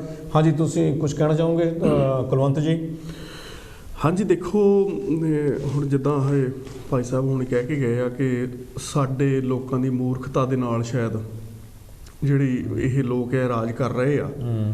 ਸੋ ਹੋ ਸਕਦਾ ਕਿ ਮੈਂ ਉਹ ਪੂਰੀ ਸਹਿਮਤ ਨਾ ਹੋਵਾਂ ਇਹਨਾਂ ਗੱਲਾਂ ਦੇ ਨਾਲ, ਕਿਉਂਕਿ ਜਿਹੜਾ ਆਵਾਮ ਆ, ਆਵਾਮ ਨੂੰ ਜਿਹੜੀ ਸੇਧ ਦੇਣੀ ਆ ਉਹ ਮੈਨੂੰ ਇੱਦਾਂ ਲੱਗਦਾ ਵੀ ਗੌਰਮੈਂਟਾਂ ਨੇ ਦੇਣੀ ਆ, ਹੈ ਨਾ। ਗੌਰਮੈਂਟਾਂ ਜਿਹੜੀਆਂ ਸਾਡੀਆਂ ਆ, ਸਾਡਾ ਮੁਲਕ ਆ, ਦੇਖੋ ਗੌਰਮੈਂਟਾਂ ਨੇ ਸਾਡਾ ਖਜ਼ਾਨਾ ਵੀ ਖਾਲੀ ਕਰ ਦਿੱਤਾ, ਸਾਡਾ ਜਾਣੀ ਕਿ ਜਿਹੜੀ ਸਾਡੀ ਅਰਥ ਵਿਵਸਥਾ ਆ, GDP ਆ, ਉਹ ਖਤਮ ਕਰ ਦਿੱਤੀ ਆ, ਨੌਕਰੀਆਂ ਸਾਡੀਆਂ ਜਾਂਦੀਆਂ ਲੱਗੀਆਂ। ਸੋ ਲੋਕ ਜੇ ਸਾਡੇ ਐਜੂਕੇਟਡ ਹੋਣਗੇ, ਸਕੂਲਾਂ ਦਾ ਹਾਲ ਆ, ਸਕੂਲਾਂ ਦਾ ਹਾਲ ਤੁਸੀਂ ਦੇਖ ਲਓ। ਸਕੂਲਾਂ ਕਿੱਥੇ, ਜਿੱਥੇ ਪ੍ਰਾਈਵੇਟ ਸਕੂਲ ਆ, ਦੇਖੋ ਹਰ ਗਲੀ ਮੋੜ ਤੇ ਅੱਜ ਪ੍ਰਾਈਵੇਟ ਸਕੂਲ ਖੁੱਲ੍ਹ ਗਏ ਆ ਨਾ। ਸੋ ਇਹਦੇ ਕਰਕੇ ਜਿਹੜੀ ਡਿਸਟਰਬੈਂਸ ਆ ਇੰਡੀਆ ਦੇ ਵਿੱਚ, ਭਾਰਤ ਦੇ ਵਿੱਚ, ਉਹ ਬਹੁਤ ਜ਼ਿਆਦਾ ਆ। ਕਿਸੇ ਨੂੰ ਪ੍ਰੋਪਰਲੀ ਐਜੂਕੇਸ਼ਨ ਨਹੀਂ ਮਿਲ ਰਹੀ, ਕਿਸੇ ਨੂੰ ਹੈਲਥ ਦੀ ਪ੍ਰੋਬਲਮ ਆ, ਹੈਲਥ ਦਾ ਕੋਈ ਟ੍ਰੀਟਮੈਂਟ ਸਹੀ ਨਹੀਂ ਹੈਗਾ, ਹੌਸਪੀਟਲਸ ਬੰਦ ਹੋ ਰਹੇ ਆ ਸਰਕਾਰੀ, ਉੱਥੇ ਜਾਓ ਤਾਂ ਚਾਹੇ 4-4 ਦਿਨ ਕੋਈ ਪਿਆ ਰਵੇ ਤਾਂ ਕੋਈ ਪੁੱਛਦਾ ਨਹੀਂ ਹੈਗਾ। ਸੋ ਸਾਰਾ ਰਲਾ ਮਿਲਾ ਕੇ ਜਿਹੜਾ ਸਟਰਕਚਰ ਬਣਾਉਣਾ ਕਿਹਨੇ ਆ, ਇਹ ਗੌਰਮੈਂਟਾਂ ਦੀ ਜ਼ਿੰਮੇਵਾਰੀ ਆ ਜਿਨ੍ਹਾਂ ਨੂੰ ਅਸੀਂ ਚੁਣਦੇ ਆ, ਚਾਹੇ ਉਹ ਅਕਾਲੀ ਆ, ਚਾਹੇ ਕਾਂਗਰਸ ਆ, ਚਾਹੇ BJP ਆ, ਚਾਹੇ ਕੋਈ ਹੋਰ ਵੀ ਆ। ਪਰ ਮੈਨੂੰ ਇੱਦਾਂ ਲੱਗਦਾ ਵੀ ਉਹਨਾਂ ਨੂੰ ਜਦ ਤੱਕ ਸਟਰਕਚਰ ਨਹੀਂ ਨਾ ਬਣਦਾ ਹੈਗਾ ਮੁਲਕ ਦਾ, ਤਾਂ ਉਦੋਂ ਤੱਕ ਇਹ ਸੀਮਤ ਜਾਂ ਇਹ ਸਭ ਕੁਝ ਸੰਭਵ ਨਹੀਂ ਹੈ। ਹਾਂਜੀ ਸ਼ੀਰਾ ਜੀ ਤੁਸੀਂ ਅਸੀਂ ਕੋਲ ਥੋੜਾ ਹੋਲਡ ਕਰਦੇ ਹਾਂ ਥੋੜੇ ਚਲੀ ਤੇ। ਹਾਂਜੀ ਮੈਂ ਤਾਂ ਇੱਕੋ ਗੱਲ ਕਹਿਣੀ ਚਾਹੁੰਦਾ, ਜਿਹੜਾ ਕਿਸਾਨਾਂ ਦਾ ਘੋਲ ਚੱਲਿਆ, ਸਿਰਫ ਕਿਸਾਨਾਂ ਦਾ ਘੋਲ ਨਹੀਂ ਰਿਹਾ ਹੈਗਾ, ਇਹ ਮਜ਼ਦੂਰਾਂ ਦਾ ਘੋਲ ਵੀ ਆ। ਛੇਤੀ ਮਜ਼ਦੂਰ ਹੈਗੇ ਆ ਜਿਹੜੇ ਦਿਹਾੜੀ ਕਰਦੇ ਹੈਗੇ। ਜਦੋਂ ਹੁਣ ਆਪਾਂ ਮੋਰਚੇ 'ਤੇ ਦੇਖਦੇ, ਟੀਕਰੀ ਮੋਰਚੇ, ਸਿੰਘੂ ਮੋਰਚੇ 'ਤੇ ਜਥੇ ਤੋਂ ਬਣ ਕੇ ਉੱਥੇ ਆ ਰਿਹਾ, ਜਿਹੜਾ ਮੋਦੀ ਇਹ ਵੰਡਣ ਦੀ ਕੋਸ਼ਿਸ਼ ਕਰ ਰਿਹਾ ਸੀਗਾ ਧਰਮ ਦੇ ਨਾਂ 'ਤੇ, ਮੋਦੀ ਨੇ ਇਹ ਸਭ ਤੋਂ ਵੱਡਾ ਇਹ ਕੰਮ ਹੋਇਆ ਹੈਗਾ ਤੇ ਲੋਕ ਇਕੱਠੇ ਹੋ ਗਏ ਹੈਗੇ ਆ। ਫਿਆਕੀ ਉਹਦਾ ਜਿਹੜਾ ਧਰਮ ਆ ਜਾਂ ਉਹਦੀ ਕੋਈ ਜਾਤ ਆ, ਉੱਥੇ ਮੋਰਚੇ ਜਾ ਕੇ ਦੇਖੋ ਹਰੇਕ ਜਿਹੜਾ ਮਜ਼ਦੂਰ ਕਿਸਾਨ ਜਾਣੀ ਕਿ ਨਾਲ ਇਕੱਠੇ ਹੋ ਕੇ ਲੜ ਰਹੇ ਹੈਗੇ ਆ। ਸਾਨੂੰ ਉਮੀਦ ਹੈਗੀ ਹੈ ਜਦੋਂ ਉਹ ਮੋਰਚਾ ਖਤਮ ਹੋਇਆ ਅਤੇ ਇਹਦੇ ਵਿੱਚੋਂ ਵਧੀਆ ਨਤੀਜੇ ਨਿਕਲਣਗੇ। ਜਿਹੜੀ ਲੋਕਾਂ ਦੀ ਏਕਤਾ ਹੈਗੀ ਆ ਅਤੇ ਹੋਰ ਵਧੂਗੀ, ਜਾਤਾਂ ਤੋਂ ਉੱਪਰ ਉੱਠ ਕੇ, ਧਰਮਾਂ ਤੋਂ ਉੱਪਰ ਉੱਠ ਕੇ। ਇਹਦੇ ਵਿੱਚੋਂ ਹਰੇਕ ਸਟਰਗਲ ਦੇ ਵਿੱਚੋਂ ਕੁਛ ਨਾ ਕੁਛ ਜ਼ਰੂਰ ਨਿਕਲਦਾ ਹੁੰਦਾ, ਸਾਨੂੰ ਉਮੀਦ ਰੱਖਣੀ ਚਾਹੀਦੀ ਹੈਗੀ ਆ। ਕਰਕੇ ਦੂਜੀ ਗੱਲ ਹੈਗੀ ਆ, ਇਹ ਵੀ ਸਾਨੂੰ ਕਰਕੇ ਮਿਥੋਲੋਜੀ ਆ, ਜਿਹੜਾ ਮੋਦੀ ਆ, ਜੇ ਉਹ ਕਹੇ ਉਹ ਹਿੰਦੂਆਂ ਦੀ ਰਾਖੀ ਕਰਦਾ, ਹਿੰਦੂਆਂ ਦੀ ਰਾਖੀ ਨਹੀਂ ਕਰਦਾ ਹੈਗਾ। ਉਹ ਹਿੰਦੂਆਂ ਦਾ ਧਰਮ ਵਰਤ ਕੇ ਉਹ ਲਿਖ ਕੇ ਅਤੇ ਆਪਣੀ ਜਿਹੜੀ ਉਹ ਗੱਦੀ ਆ ਉਹ ਸਾਂਭਦਾ ਹੈਗਾ ਅਤੇ ਕੋਪੋਰੇਸ਼ਨ ਦੇ ਹੱਕਾਂ 'ਚ ਉਹ ਭੁਗਤਦਾ ਹੈਗਾ। ਕਰਕੇ ਜੇ ਇੰਡੀਆ ਦੀ ਆਬਾਦੀ ਵੀ ਦੇਖੇ ਤਾਂ ਸਭ ਤੋਂ ਵੱਧ ਜ਼ਿਆਦਾ ਤਾਂ ਹਿੰਦੂਆਂ ਦੀ ਹੈਗੀ ਆ, ਨੌਕਰੀ ਉਹਨਾਂ ਨੂੰ ਹੈਗੀ ਆ, ਗਰੀਬੀ ਦੀ ਰੇਖੇ ਉਹਨਾਂ ਦੀ ਹੈਗੀ ਆ, ਪੜ੍ਹਾਈ ਉਹਨਾਂ ਦੀ ਨਹੀਂ ਹੈਗੀ। ਸੋ ਇਸ ਕਰਕੇ ਸਾਨੂੰ ਜਿਹੜਾ ਸਾਂਝੀ ਇੱਕੋ ਮੈਂ ਇੱਕ ਲਫ਼ਜ਼ ਹੋਰ ਕਹਿਣਾ ਕਰਕੇ ਜ਼ਰੂਰੀ ਆ, ਅਸੀਂ ਜਦੋਂ ਇਸ ਮੁਲਕ ਦੇ ਵਿੱਚ ਆਏ ਆ, ਅਸੀਂ ਜਦੋਂ ਰੇਸਿਜ਼ਮ ਦੇ ਬਾਰਖਿਲਾਫ ਲੜੇ ਹੈਗੇ ਆ, ਅਸੀਂ ਇਹ ਸਟੈਂਡ ਨਹੀਂ ਲੈ ਲਿਆ ਵੀ ਸਾਰੇ ਗੋਰੇ ਰੇਸਿਸਟ ਆ ਜਾਂ ਇੱਦਾਂ ਹੈਗੇ ਆ। ਅਸੀਂ ਜਿਹੜੇ ਗਾਂਹ ਵਧੂ ਗੋਰੇ ਸੀਗੇ, ਟ੍ਰੇਡ ਯੂਨੀਅਨ ਸੀਗੇ, ਲੇਬਰ ਪਾਰਟੀ ਦੇ, ਅਸੀਂ ਉਹਨਾਂ ਨੂੰ ਨਾਲ ਲਿਆ, ਨਾਲ ਕੈਂਪਿੰਗ ਕਰਕੇ ਬਾਹਰਲੇ ਲੋਕਾਂ 'ਚ ਗਏ ਅਤੇ ਇੱਥੇ ਰੇਸਿਜ਼ਮ ਅਸੀਂ ਘਟਿਆ ਹੈਗਾ। ਕਰਕੇ ਰੇਸਿਸ ਅਸੀਂ ਤਾਂ ਹੈ ਨਹੀਂ ਕਿ ਰੇਸਿਸ ਆ, ਜਿਹੜੇ ਇੱਥੇ ਦੇ ਗੋਰੇ ਸੀ ਉਹ ਸੀਗੇ, ਜਿੰਨਾ ਚਿਰ ਅਸੀਂ ਉਹਨਾਂ ਦੀ ਮਨ ਨਹੀਂ ਚੇਂਜ ਕਰਦੇ, ਮਾਇੰਡ ਨਹੀਂ ਚੇਂਜ ਕਰ ਸਕਦੇ, ਉਹ 'ਚ ਸਾਡੇ ਅਸੀਂ ਸਫਲ ਨਹੀਂ ਹੋਣਾ ਸੀਗਾ। ਬਹੁਤ ਥੈਂਕ ਯੂ ਮੇਰ। ਹਾਂਜੀ ਕਾਲ ਲੈਣੇ ਜੀ ਆਪਾਂ। ਹਾਂਜੀ ਵੀਰ ਜੀ। ਹਾਂਜੀ ਚਾਹਲ ਬੋਲਦਾ ਜੀ। ਹਾਂਜੀ ਰਾਮਦਾਸ ਚਾਲ ਜੀ। ਹਾਂਜੀ ਜੈ ਗੁਰਦੇਵ, ਜੈ ਭੀਮ ਜੀ। ਜੈ ਭੀਮ ਜੀ।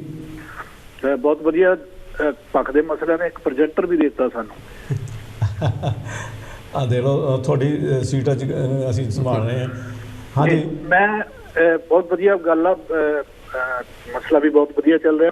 ਮੈਂ ਸਿਰਫ ਇੰਨੀ ਹਾਜ਼ਰੀ ਲਾਉਣੀ ਚਾਹੁੰਦਾ ਸੀ, ਮੇਰੇ ਤੋਂ ਪਹਿਲਾਂ ਜਿਹੜੇ ਕਾਲਰ ਆਏ ਉਹਨਾਂ ਨੇ ਕੁਛ ਸਾਰੇ ਰਵਿਦਾਸੀਆਂ ਨੂੰ ਕਿਹਾ, ਉਹ ਥੋੜ੍ਹਾ ਜਿਹਾ ਕਰੈਕਟ ਕਰ ਦਿਓ ਵੀ ਸਾਰੇ ਰਵਿਦਾਸੀਏ ਨਾ ਵਿਕਦੇ ਆ, ਨਾ ਸਾਰੇ ਰਵਿਦਾਸੀਏ ਚੰਗੇ ਆ ਨਾ ਮਾੜੇ। ਜਿਹੜੇ ਮਾੜੇ ਆ ਉਹਨਾਂ ਦੀ ਗੱਲ ਕਰ ਸਕਦੇ ਆ, ਮਤਲਬ ਇਹਨਾਂ ਨੂੰ ਡਿਫੈਂਡ ਕਰੋ ਇਸ ਗੱਲ ਨੂੰ ਵੀ ਉਹ ਸਾਰੇ ਥੋੜ੍ਹੀ ਵਿਕਦੇ ਉੱਥੇ। ਪਰ ਜੇ ਆਪਾਂ ਇੰਡੀਆ ਦੀ ਗੱਲ ਕਰੀਏ, ਜਿਹੜੇ ਕੋਈ ਵਿਕਿਆ ਹੋਊਗਾ 1 2 4, ਅਸੀਂ ਸਾਰਿਆਂ ਨੂੰ ਨਹੀਂ ਕਹਿ ਸਕਦੇ। ਸੋ ਇਹਨੂੰ ਇਸ ਗੱਲ ਨੂੰ ਡਿਫੈਂਡ ਕਰੋ ਜੀ। Thank you sir. ਬਿਲਕੁਲ ਬਹੁਤ ਮਿਹਰਬਾਨੀ। ਮਿਹਰਬਾਨੀ ਰਾਮਦਾਸ ਜੀ, ਬਿਲਕੁਲ ਤੁਸੀਂ ਗੱਲ ਸਹੀ ਕੀਤੀ ਹੈ। ਕਿਉਂਕਿ ਆਪਾਂ ਜਦੋਂ ਕੋਈ ਵੀ ਸਾਰੀ ਕਿਸੇ ਵੀ ਕੌਮ, ਜਾਤ, ਬਰਾਦਰੀ ਜਾਂ ਦੇਸ਼ ਨੂੰ ਕਿਸੇ ਨੂੰ ਆਪਾਂ ਕੁਝ ਕੁ ਬੰਦੇ ਦੇ ਕਰਕੇ ਬਦਨਾਮ ਨਹੀਂ ਕਰ ਸਕਦੇ। ਕੁਝ ਕੁ ਬੰਦੇ ਵਿੱਚ ਉਹ ਜਿਹੜੇ ਗੁਨਾਹਗਾਰ ਹੁੰਦੇ ਆ ਜਾਂ ਗਲਤ ਹੁੰਦੇ ਆ, ਅਤੇ ਜਾਂ ਉਹਨਾਂ ਦੀ ਮਿਸਟੇਕ ਹੁੰਦੀ ਹੈ, ਉਹਨਾਂ ਦੀ ਗਲਤੀ ਹੁੰਦੀ ਆ, ਇਹ ਉਹਨਾਂ ਕਰਕੇ ਫਿਰ ਸਾਰੀ ਜਿਸ ਤਰ੍ਹਾਂ ਰਾਵਾਂ ਕਿ ਆਪਾਂ ਸਾਰੀ ਰਵਿਦਾਸੀਆ ਕਮਿਊਨਿਟੀ ਨੂੰ, ਸਾਡੇ ਵੀਰਾਂ ਨੂੰ ਅਸੀਂ ਨਹੀਂ ਭੰਡ ਸਕਦੇ। ਉਹਨਾਂ ਵਿੱਚ ਬਹਾਦਰ ਵੀ ਨੇ ਜਿਹੜੇ ਸਾਡੇ ਨਾਲ ਆ ਕੇ ਬੈਠਦੇ, ਸਾਡੇ ਮੂਹਰੇ ਹੋ ਕੇ ਕੰਮ ਕਰਦੇ ਨੇ, ਅਤੇ ਮੈਂ ਉਹਨਾਂ ਦੇ ਹਾਂਜੀ ਅਤੇ ਉਹਨਾਂ ਦੀ ਗੱਲ ਨਾਲ ਅਸੀਂ ਬਹੁਤਾ ਸਹਿਮਤ ਨਹੀਂ। ਇਹ ਹਾਲਾਤ ਨੇ ਬੰਦੇ ਦੇ ਜਿਹੜੇ ਬੰਦੇ ਨੂੰ ਇੱਥੇ ਤੱਕ ਲੈ ਜਾਂਦੇ ਨੇ ਕਿ ਉਹ ਬੰਦਾ। ਹਾਂਜੀ ਇੱਕ ਕਾਲ ਆ ਰਹੀ ਆਪਣੇ ਕੁਲਵੰਤ ਜੀ। ਹਾਂ ਕਾਲ ਲੈ ਲਈ। ਹਾਂਜੀ ਆਓ ਜੀ। ਹਾਂਜੀ ਪਹਿਲਾਂ ਤਾਂ ਮੇਰੀ ਤੁਹਾਨੂੰ ਤਿੰਨਾਂ ਨੂੰ ਜੈ ਭੀਮ, ਜੈ ਭਾਰਤ। ਜੈ ਭਾਰਤ। ਤੇ ਮੈਂ ਮੋਹਨ ਲਾਲ ਕਰੀਮਪੁਰੀ ਬੋਲ ਰਿਹਾ ਕੈਨੇਡਾ ਤੋਂ। ਹਾਂਜੀ ਮੋਹਨ ਲਾਲ ਜੀ, ਥੈਂਕ ਯੂ ਤੁਹਾਡਾ ਬਹੁਤ ਬਹੁਤ। ਥੈਂਕ ਯੂ ਤੁਹਾਡਾ। ਹਾਂਜੀ ਕੱਲ ਅਸੀਂ ਸਾਡਾ ਦੇਸ਼ ਅਜੇ ਸੱਚ ਤੋਂ ਬਹੁਤ ਦੂਰ ਹੈ ਜੀ। ਹਾਂਜੀ ਭਾਰਤ ਦੇਸ਼ ਜਿਹੜਾ ਹੈਗਾ, ਸਭ ਤੋਂ ਵੱਡੀ ਗੱਲ ਇਹ ਹੈ ਕਿ ਆਜ਼ਾਦ ਹੋਇਆ ਵੀ ਆਜ਼ਾਦ ਨਹੀਂ। ਭਾਰਤ ਉੱਤੇ ਉਹੀ ਜਿਹੜੀ ਵਿਚਾਰਧਾਰਾ ਹੈ ਜਿਹੜੀ 3000 ਸਾਲ ਤੋਂ 4000 ਸਾਲ ਤੋਂ ਚੱਲੀ ਆਉਂਦੀ ਆ, ਉਸੇ ਵਿਚਾਰਧਾਰਾ ਨੂੰ ਆਜ਼ਾਦੀ ਮਿਲੀ ਹੈ ਭਾਰਤ ਉੱਤੇ ਰਾਜ ਕਰਨ ਲਈ। ਇਸੇ ਕਰਕੇ ਭਾਰਤ ਦਾ ਹਰ, ਚਾਹੇ ਉਹ ਸਿੱਖ ਹੈ, ਈਸਾਈ ਹੈ, ਮੁਸਲਮਾਨ ਹੈ, ਬੌਧ ਹੈ, ਦਲਿਤ ਹਨ, ਬੈਕਵਰਡ ਹਨ, ਇਹ ਬਾਰ-ਬਾਰ ਕੱਲੇ ਹੋ ਕੇ ਇਸ ਮਨੂਵਾਦ ਤੋਂ ਜੁੱਤੀਆਂ ਖਾ ਰਹੇ ਆ, ਕੁੱਟ ਖਾ ਰਹੇ ਆ। ਇਸ ਕਰਕੇ ਸਾਰਾ ਹੀ ਭਾਰਤ ਇਹਨਾਂ ਕੋਲ ਦੁਖੀ ਹੈ। ਜਦ ਤੱਕ ਭਾਰਤ ਜਿਹੜਾ ਹੈਗਾ ਸੰਵਿਧਾਨ ਦੇ ਰਾਖੇ ਭਾਰਤ ਦੇ ਉੱਤੇ ਰਾਜ ਨਹੀਂ ਕਰਦੇ, ਭਾਰਤ ਕਦੇ ਸੁਖੀ ਨਹੀਂ ਹੋ ਸਕਦਾ। ਬਿਲਕੁਲ ਸਹੀ ਆ। ਜਿਹੜਾ ਸੰਵਿਧਾਨ ਹੈਗਾ ਆ ਉਹ ਬਹੁਜਨਾਂ ਲਈ ਹੈ, ਨਾ ਕਿ ਮਨੂਵਾਦੀਆਂ ਲਈ ਹੈ। ਇਹ ਬਹੁਜਨਾਂ ਨੂੰ ਇਸ ਗੱਲ ਲਈ ਸਮਝ ਲੈਣਾ ਚਾਹੀਦਾ ਕਿ ਜੇ ਅਸੀਂ ਇਸ ਭਾਰਤ ਦੇ ਵਿੱਚ ਆਪਣੀ ਹੋਂਦ ਨੂੰ ਬਚਾ ਕੇ ਰੱਖਣਾ, ਜਾਂ ਅਸੀਂ ਗੁਰੂ ਰਵਿਦਾਸ ਦਾ ਸੁਪਨਾ ਪੂਰਾ ਕਰਨਾ, ਜਾਂ ਅਸੀਂ ਗੁਰੂ ਬਾਬਾ ਸਾਹਿਬ ਅੰਬੇਦਕਰ ਦਾ ਭਾਰਤ ਬੁੱਧਮਈ ਬਣਾਉਣਾ, ਜਾਂ ਅਸੀਂ ਨਾਨਕ ਦਾ ਸੱਚਖੰਡ ਬਣਾਉਣਾ, ਤਾਂ ਸਾਨੂੰ ਸਾਰਿਆਂ ਨੂੰ ਇਕੱਠੇ ਹੋ ਕੇ ਸੰਵਿਧਾਨ ਦੀ ਰਾਖੀ ਕਰਨ ਲਈ ਅੱਗੇ ਆਉਣਾ ਚਾਹੀਦਾ। ਇਹ ਹੁਣ ਸੰਵਿਧਾਨ ਦੀ ਲੜਾਈ ਔਰ ਮਨੂ ਸਿਮਰਤੀ ਦੀ ਲੜਾਈ ਬਣ ਗਈ ਹੈ। ਮਨੂ ਸਿਮਰਤੀ ਵਾਲਿਆਂ ਦਾ ਰਾਜ ਹੈ, ਉਹ ਦਿਨ ਪਰ ਦਿਨ ਮਨੂਵਾਦ ਵੱਲ ਨੂੰ ਵੱਧ ਰਹੇ ਆ, ਜਿਹਦੇ ਵਿੱਚ ਦੇਖੋ ਤੁਸੀਂ ਹੁਣ ਵੀ ਮਨੂਵਾਦ ਦੀਆਂ ਧਾਰਾਵਾਂ ਆ ਰਹੀਆਂ।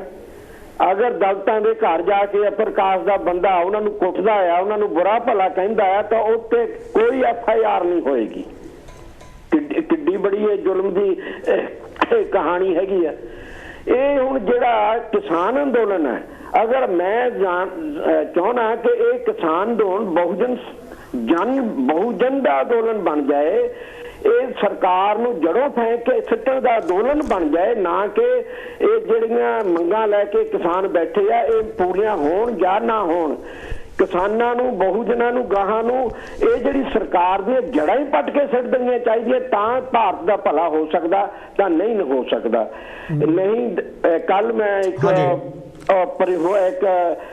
ਵਾਜਪੇਈ ਪੱਤਰਕਾਰ ਆ, ਉਸਨੇ ਕਿਤੇ ਇੰਨੀਆਂ ਗੱਲਾਂ ਦੱਸੀਆਂ ਕਿ ਸਾਰਾ ਦੇਸ਼ ਵੇਚ ਚੁੱਕਾ ਆ ਮਨੂਵਾਦ ਜਿਹੜਾ ਮੋਦੀ ਹੈਗਾ ਆ। ਇਹ ਹੁਣ ਸਿਰਫ ਜ਼ਮੀਨ ਹੀ ਰਹਿ ਗਈ ਆ ਵੇਚਣ ਨੂੰ, ਉਹਦੇ ਦੁਆਲੇ ਹੋਏ ਆ।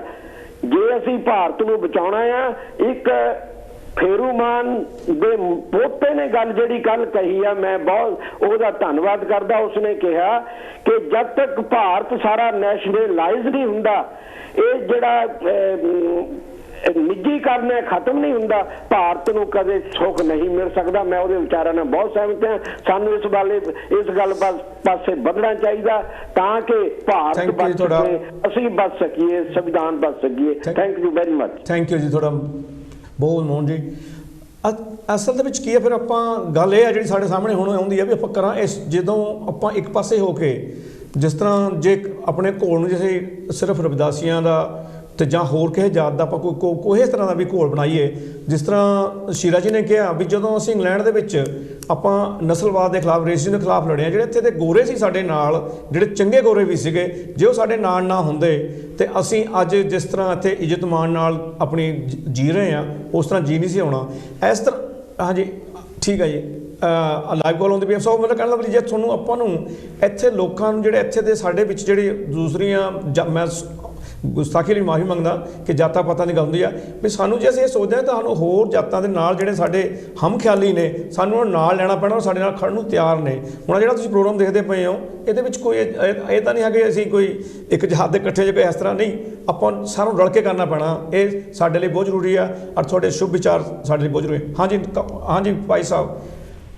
ਹਾਂਜੀ ਹਾਂਜੀ, ਤੁਹਾਡਾ ਸ਼ੁਭ ਨਾਮ ਜੀ? ਖਾਲਸਾ, ਵਾਹਿਗੁਰੂ ਜੀ ਕੀ ਫਤਿਹ। ਜੈ ਗੁਰਦੇਵ। ਕੌਂਸਲਰ ਗੁਰਦਿਆਲ ਸਿੰਘ। ਹਾਂ ਗੁਰਦਿਆਲ ਜੀ, ਮਿਹਰਬਾਨੀ, ਜੀ ਆਇਆਂ ਨੂੰ। ਕੀ ਹਾਲ ਆ? ਠੀਕ ਹੈ ਮਹਾਰਾਜ। ਸੀਰਾ ਸਾਹਿਬ ਨੂੰ ਦੇਖ ਕੇ ਚਿਰ ਬਾਅਦ ਦੇਖਿਆ, ਬੜੀ ਖੁਸ਼ੀ ਹੋਈ ਹੈ। ਬਹੁਤ ਠੀਕ ਹੈ। ਓਕੇ ਮੇਰਾ ਵੀਰ, ਦੇਖੋ ਮੈਂ ਪਿਛਲੀ ਕਾਲ 'ਚ ਵੀ ਗੱਲ ਕੀਤੀ ਸੀਗੀ ਕਿ ਵੀ ਆਪਾਂ ਕਈ ਜਣੇ ਸਾਨੂੰ ਬਣਦੇ ਆ, ਕਰਦੇ ਆ, ਅਸੀਂ ਉਸੇ ਚੀਜ਼ ਨੂੰ, ਉਹਨਾਂ ਦੇ ਮੁੱਦੇ ਨੂੰ ਲੈ ਕੇ ਫੇਰ ਤੁਰੀ ਜਾਂਦੇ ਆ। ਅਸੀਂ ਇੱਕ ਇਨਸਾਨ ਆ, ਜਿਹੜੀ ਚੀਜ਼ ਨੂੰ ਛੱਡ ਕੇ ਅਸੀਂ ਇੱਕ ਕਿਰਤੀ ਟਾਈਪ ਲੋਕ ਆ। ਕਿਸਾਨ ਵੀ ਕਿਰਤੀ ਆ, ਕਈ ਦਫਾ ਕਿ ਜਿਹਨੂੰ ਆਪਾਂ ਜ਼ਿਮੀਂਦਾਰ ਕਹਿੰਦੇ ਆ। ਜਿਹੜੀ ਜ਼ਮੀਨ ਜਿਹੜੀ ਹੈਗੀ ਆ, ਬੰਦਾ ਸਿੰਘ ਬਹਾਦਰ ਨੇ ਜਿਹੜੇ ਵੀ ਉਸ ਵੇਲੇ ਪਾਉਂਦੇ ਸੀ, ਉਹਨਾਂ ਦੇ ਨਾਂ ਕਰਾਤੀ ਸੀ, ਉਹ ਕਿਸੇ ਵੀ ਬਰਾਦਰੀ ਨਾਲ ਸੰਬੰਧਿਤ ਸੀ। ਪਰ ਮੈਂ ਸ਼ਾਰਟਕਟ 'ਚ ਜਾਵਾਂ, ਜਿਹੜੀ ਇੱਕ ਗੱਲ ਸੀਰਾ ਸਾਹਿਬ ਨੇ ਕੀਤੀ ਸੀਗੀ ਨਾ ਕਿ ਵੀ ਉਹ ਮੈਜੋਰਿਟੀ ਦੇ ਵਿੱਚ ਇੱਕ ਹੈਗੇ ਆ, ਕਹਿ ਲਓ ਵੀ ਹਿੰਦੂ ਜਾਂ ਕਹਿ ਲਓ ਕੁਛ ਵੀ ਕਹਿ ਲਓ, ਪਰ ਮੈਂ ਇਹਨਾਂ ਡਿਸਐਗਰੀਡ ਹਾਂ। 15% ਦੇਖੋ, ਇੱਕ ਹਿੰਦੂ ਆ ਆਪਾਂ ਕਹੀ ਜਾਂਦੇ ਆ, ਪਰ ਜਿਹੜਾ ਇੱਕ ਧਰਮ ਆ ਉਹ ਇੱਕ ਸਨਾਤਨ ਧਰਮ ਆ ਤੇ ਉਹ 15% ਆ। ਬਾਕੀ ਸਾਨੂੰ ਜਿਹੜੇ ਅਸੀਂ ਇੱਕ ਦੂਜੇ ਦੇ ਵਿਰੋਧ 'ਚ ਵੋਟਾਂ ਪਾ ਕੇ ਉਹ 85% ਗਿਣੀ ਜਾਂਦੇ ਰਹਿੰਦੇ ਆ, ਪਰ ਉਹ 15% ਹੈ। ਜੇ 85% ਜਿਹੜੇ ਕਿਰਤੀ ਲੋਕ ਆ ਉਹ ਰਲ ਜਾਣ ਤੇ ਇਹਨਾਂ ਨੂੰ ਥਾਂ ਨਹੀਂ ਲੱਭੇਗਾ। ਤੇ ਮੈਂ ਇੱਕੋ ਗੱਲ, ਮੈਂ ਬਾਕੀ ਤੇ ਨਹੀਂ ਹੁਣ ਜਾਣਾ, ਕਿ ਜਿਹੜੇ ਪਿੰਡਾਂ ਦੀ ਗੱਲ ਐਜੂਕੇਸ਼ਨ ਦੀ ਕੀਤੀ, ਮੇਰੇ ਠੀਕ ਹੈ ਆਪਣੀ ਹੈਲਥ ਦੀ ਵੀ ਆ, ਪਰ ਉਹ ਟੁੰਬਦੀ ਆ ਮਨ ਨੂੰ। ਜੇਕਰ ਅਸੀਂ ਪਿੰਡਾਂ ਵਾਲੇ ਇਕੱਠੇ ਹੋ ਜਾਈਏ ਤੇ ਪਿੰਡਾਂ ਦੇ ਸਰਕਾਰੀ ਸਕੂਲ ਨੂੰ ਵਧੀਆ ਬਣਾ ਸਕਦੇ ਹਾਂ। ਪ੍ਰਾਈਵੇਟ ਸਕੂਲਾਂ ਦੇ ਵਿੱਚ ਜ਼ਰੂਰਤ ਨਹੀਂ ਹੈ। ਮੇਰੇ ਪਿੰਡ 'ਚ, ਤੁਹਾਡੇ ਪਿੰਡ, ਸਾਰਿਆਂ ਦੇ ਪਿੰਡਾਂ 'ਚ ਪ੍ਰਾਈਵੇਟ ਕਰਕੇ ਬੈਠੇ। ਸਾਡੇ ਪਿੰਡਾਂ ਦੀ ਨਲਾਇਕੀ ਆ, ਸਾਡੀ ਨਲਾਇਕੀ ਆ ਕਿ ਉਹ ਬੈਠੇ ਆ ਕਿ ਅਸੀਂ ਸਰਕਾਰੀ ਸਕੂਲ ਨੂੰ ਉਸ ਸਿਸਟਮ ਦੇ ਵਿੱਚ ਫਿੱਟ ਨਹੀਂ ਕਰਦੇ, ਉਹਨਾਂ ਦੇ ਗੱਲ 'ਚ ਰੱਸੀ ਨਹੀਂ ਪਾਉਂਦੇ। ਵਾਹਿਗੁਰੂ ਜੀ ਕਾ ਖਾਲਸਾ, ਵਾਹਿਗੁਰੂ ਜੀ ਕੀ ਫਤਿਹ। ਹਾਂਜੀ, ਪ੍ਰੋਗਰਾਮ ਦੇ ਵਿੱਚ ਮਸਲੇ ਤਾਂ ਕਈ ਨੇ। ਹੁਣ ਇੱਕ ਜਿਹੜਾ ਸਭ ਤੋਂ ਵੱਡਾ ਮਸਲਾ ਸੀਗਾ, ਹਾਂਜੀ ਮੈਂ ਉਦੋਂ ਗੱਲ ਕਰਦਾ ਸੀਗੇ, ਜਿੱਦਾਂ ਆਪਣੇ ਸ਼ੀਰਾ ਜੀ ਨੇ ਗੱਲ ਕੀਤੀ ਸੀਗੀ ਵੀ ਇੱਥੇ ਜਿਹੜਾ ਰੇਸਿਜ਼ਮ ਦੇ ਖਿਲਾਫ ਅਸੀਂ ਕਿੱਦਾਂ ਲੜੇ ਆ। ਸੋ ਇੱਥੇ ਗੋਰੇ ਜਿਹੜੇ ਸਾਡੇ ਨਾਲ ਕਿੱਦਾਂ ਉਹ ਆ ਕੇ ਤਾਂ ਇਹਨਾਂ ਗੋਰਿਆਂ ਦੇ ਅਗੇਂਸਟ ਉਹ ਤੁਹਾਡੇ ਨਾਲ ਜਿਹੜੇ ਲੜੇ ਆ, ਉਹਦੇ ਕਾਰਨ ਦੇਖੋ ਜੇ ਤੁਸੀਂ ਗੋਰਿਆਂ ਨੂੰ ਆਪਾਂ ਸਾਰੇ ਅਸੀਂ ਨਾਲ ਨਹੀਂ ਲੈਂਦੇ ਸੀਗੇ ਤਾਂ ਸ਼ਾਇਦ ਉਹ ਸਾਡੇ ਜਿਹੜੇ ਘੋਲ ਹੈ ਉਹ ਜਿੱਤੇ ਨਹੀਂ ਸੀ ਜਾਣੇ।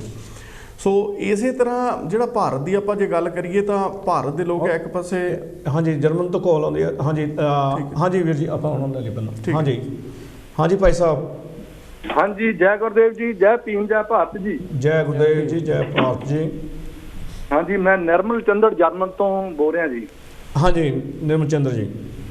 ਹਾਂਜੀ ਤੁਹਾਡਾ ਪ੍ਰੋਗਰਾਮ ਬਹੁਤ ਵਧੀਆ ਚੱਲ ਰਿਹਾ, ਮਿਹਰਬਾਨੀ ਜੀ।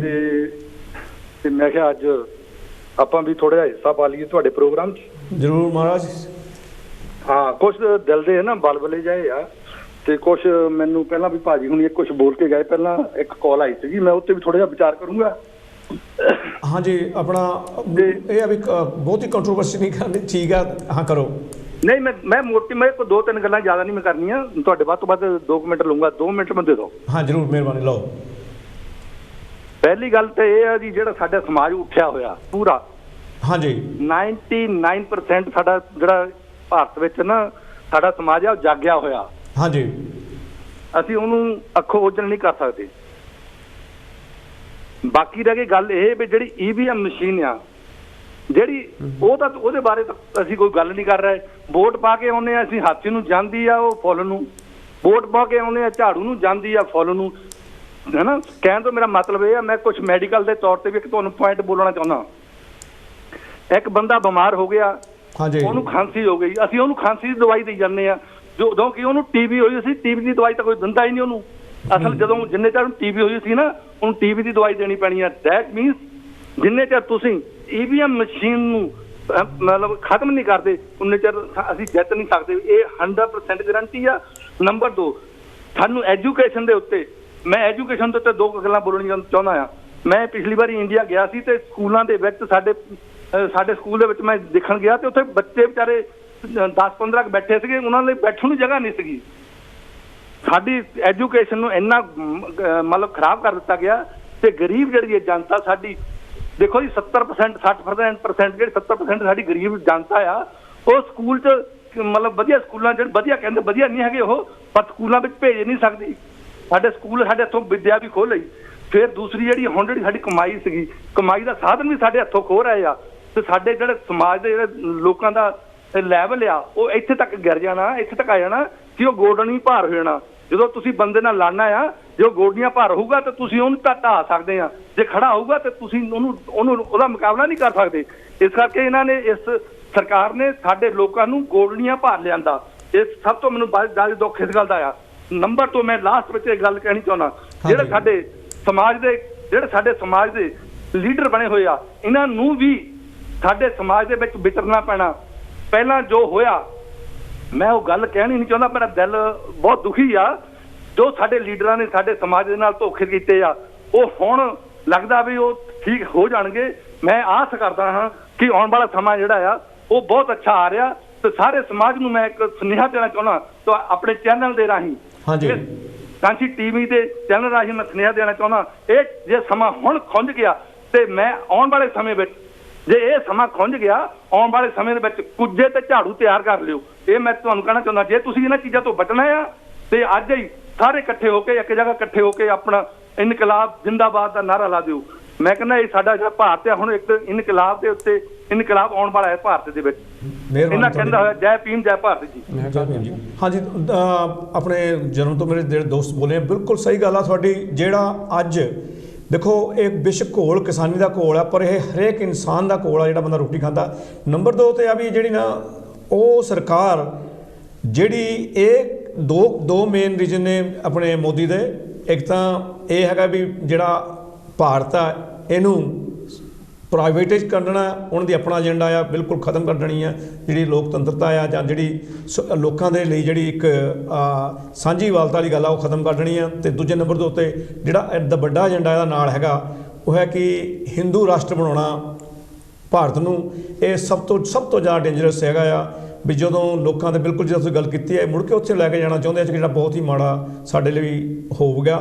ਤੇ ਲੋਕ ਆ ਜਿਹੜਾ ਘੋਲ ਇਹ ਬਿਲਕੁਲ ਸਹੀ ਆ ਕਿ ਜੇ ਘੋਲ ਜਿਹੜਾ ਅੱਜ ਚੱਲ ਕਿਸਾਨੀ ਬੇਸ਼ੱਕ ਕਿਸਾਨੀ ਨੇ ਸ਼ੁਰੂ ਕੀਤਾ ਆ, ਪਰ ਇਹ ਘੋਲ ਸਭ ਦਾ ਆ, ਸਾਨੂੰ ਸਾਰਿਆਂ ਨੂੰ ਇਹਦਾ ਸਾਥ ਦੇਣਾ ਚਾਹੀਦਾ। ਜੇ ਇਹ ਘੋਲ ਕਿਸੇ ਤਰ੍ਹਾਂ ਇਹਨੂੰ ਠੇਸ ਪਹੁੰਚਦੀ ਆ, ਇਹ ਜਿਹੜਾ ਦੁੱਖ ਹੈ ਸਾਨੂੰ ਆਉਂਦੇ ਜੇ ਸੈਂਚੁਰੀ ਦਾ ਬਹੁਤ ਜ਼ਿਆਦਾ ਹੋ ਜਾਂਦਾ ਵੀ ਘੱਟੋ ਘੱਟ 20-25 ਸਾਲ ਅਸੀਂ ਮੁੜ ਕੇ ਉੱਠਣ ਜੋਗੇ ਨਹੀਂ ਹੋਵਾਂਗੇ। ਹਾਂਜੀ ਸ਼ੀਲਾ ਜੀ, ਤੇ ਆਪਣੇ ਕੋਈ ਇਸ਼ੂ ਹਜੇ ਕਾਫੀ ਪਏ ਨੇ, ਛੇਤੀ ਨਵੇੜੀਆਂ ਕੁਇਕ ਬਰੀਫਲੀ ਇਹ ਕਹਿਣਾ ਸੀ, ਆਪਣੇ ਜੋ ਸਾਥੀ ਨੇ ਫੋਨ ਇਨ ਕੀਤਾ ਹੈਗਾ ਬਹੁਤ ਵਧੀਆ ਵਿਚਾਰ ਸੀਗੇ ਜੋ ਭਗਵੰਤ ਕਹਿੰਦਾ। ਮੈਂ ਉਹ ਇਹ ਤੇ ਕਹਿਣਾ ਸੀਗਾ ਕਰਕੇ ਜੇ ਆਹ ਘੋੜ ਆਪਾਂ ਹਾਰ ਗਿਆ, ਕਿਸਾਨ ਹਾਰ ਗਿਆ ਤੇ ਆ 20-25 ਸਾਲ ਆਪਾਂ ਮੁੜ ਕੇ ਉੱਠਣ ਨਹੀਂ ਲੱਗੇ। ਮੋਦੀ ਨੇ ਜਿਹੜੇ ਕੋਆਪਰੇਸ਼ਨ ਨੂੰ ਆਪਣੇ ਇਹਨਾਂ ਨੇ ਲੁੱਟਣਾ ਵੀ ਆ ਤੇ ਕੁੱਟਣਾ ਵੀ ਹੈਗਾ।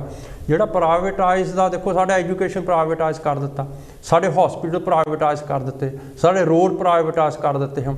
ਹੁਣ ਇੱਕੋ ਚੀਜ਼ ਰਹਿੰਦੀ ਆ, ਜਿਹੜਾ ਐਗਰੀਕਲਚਰ ਹੈਗਾ ਇਹਨੂੰ ਪ੍ਰਾਈਵੇਟਾਈਜ਼ ਕਰ ਰਿਹਾ ਹੈਗਾ। ਇਹਦਾ ਇੱਕ ਹੋਰ ਰੀਜ਼ਨ ਆ ਜਿਹੜਾ ਗਾਂ ਜਿਹੜੀ ਤੇਲ ਦੀ ਲੋਕਾਂ ਨੇ ਜਿਹੜੇ ਐਨਰਜੀ ਐਫੀਸ਼ੀਐਂਸੀ ਜਿਹੜੀ ਹੈਗੀ ਆ, ਗ੍ਰੀਨ ਐਨਰਜੀ, ਹੋਰ ਇੱਧਰ ਨੂੰ ਲੋਕ ਤਾਂ ਤੇਲ ਦੀ ਲੋਕ ਘੱਟ ਪੈਣੀ ਹੈਗੀ ਆ।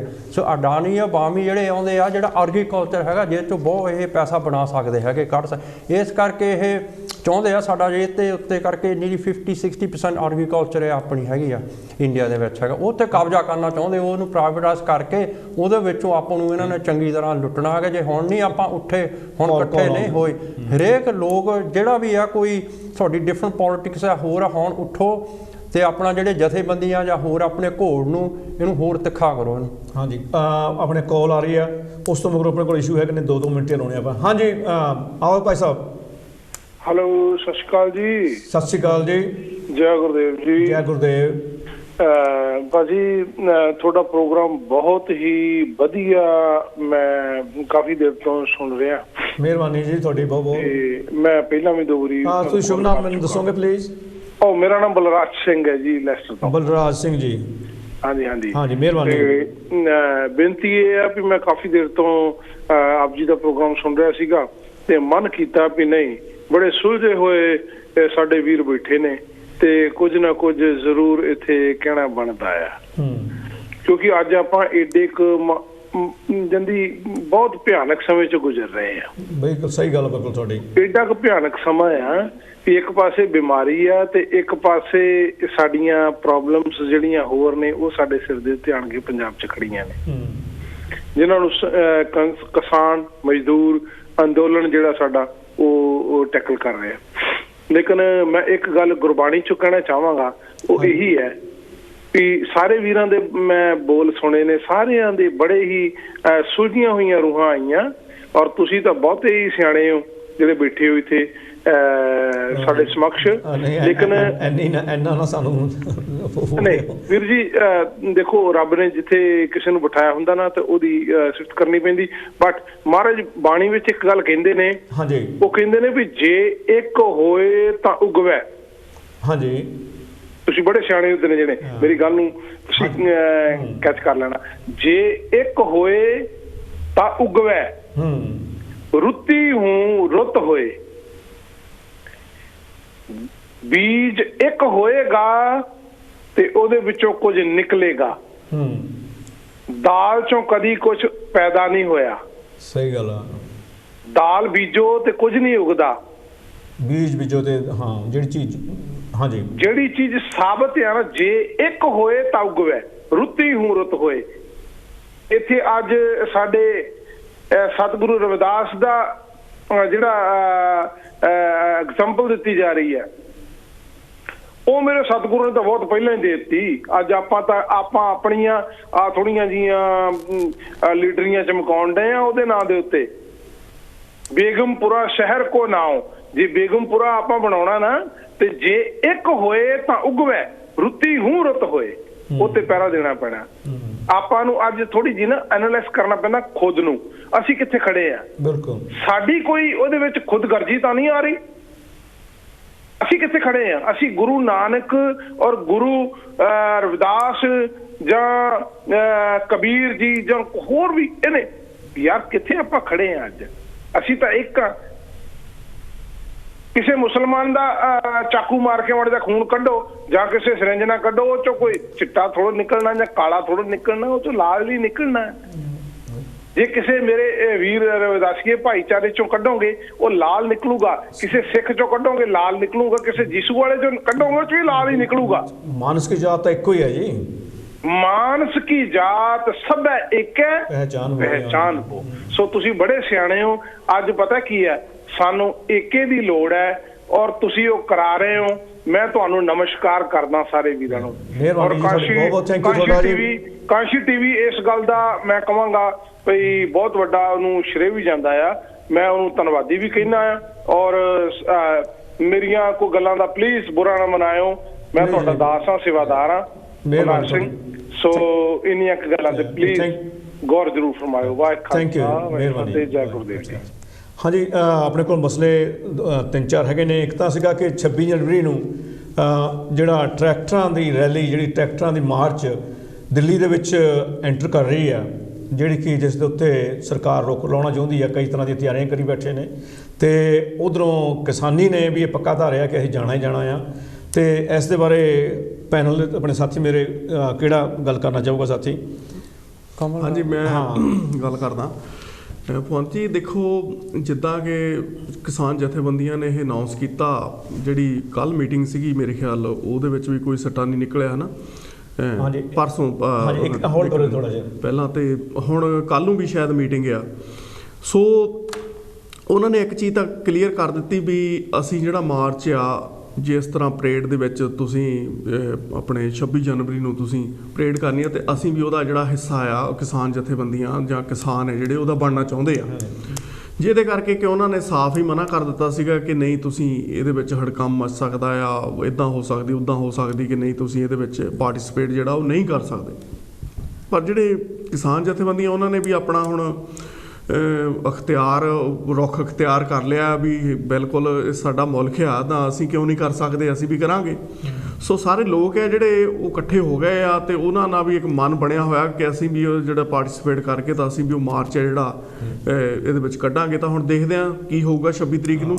ਮੈਂ ਇੱਕੋ ਗੱਲ ਕਹੂੰਗਾ, ਮੈਂ ਹੋਰ ਵੀ ਕਾਲ ਲੈਂਦੇ ਹਾਂ ਵੀ ਠਹਿਰ ਜਾ। ਅਸਲ ਦੇ ਵਿੱਚ ਮੇਰੇ ਦੇਸ਼ ਵਾਸੀਓ, ਭਾਰਤ ਦੇ ਨਿਵਾਸੀਓ, ਤੁਸੀਂ ਅੱਜ ਤੱਕ ਟੈਂਕਾਂ ਦੀਆਂ, ਤੋਪਾਂ ਦੀਆਂ ਐਕਚੁਅਲੀ ਮਾਰਚਾਂ ਦਿੱਲੀ ਦੇ ਵਿੱਚ ਦੇਖੀਆਂ ਆਪਣੇ ਗਣਤੰਤਰ ਦਿਵਸ ਦੇ ਉੱਤੇ। ਜਿਹੜੀ ਲੋਕਾਂ ਨੂੰ ਇੱਕ ਜਿਹੜਾ ਟੈਂਕ ਹੈ, ਇੱਕ ਜਿਹੜੀ ਤੋਪ ਹੈ, ਉਹ ਲੋਕਾਂ ਨੂੰ ਮਾਰਨ ਲਈ ਹੁੰਦੀ ਹੈ। ਪਰ ਐਤਕੀ ਤੁਸੀਂ ਉਹ ਮਸ਼ੀਨਰੀ ਦੇਖੋਗੇ ਜਿਹੜੀ ਲੋਕਾਂ ਲਈ ਅਨਾਜ ਪੈਦਾ ਕਰਦੀ ਹੈ, ਲੋਕਾਂ ਨੂੰ ਜ਼ਿੰਦਗੀ ਦਿੰਦੀ ਆ।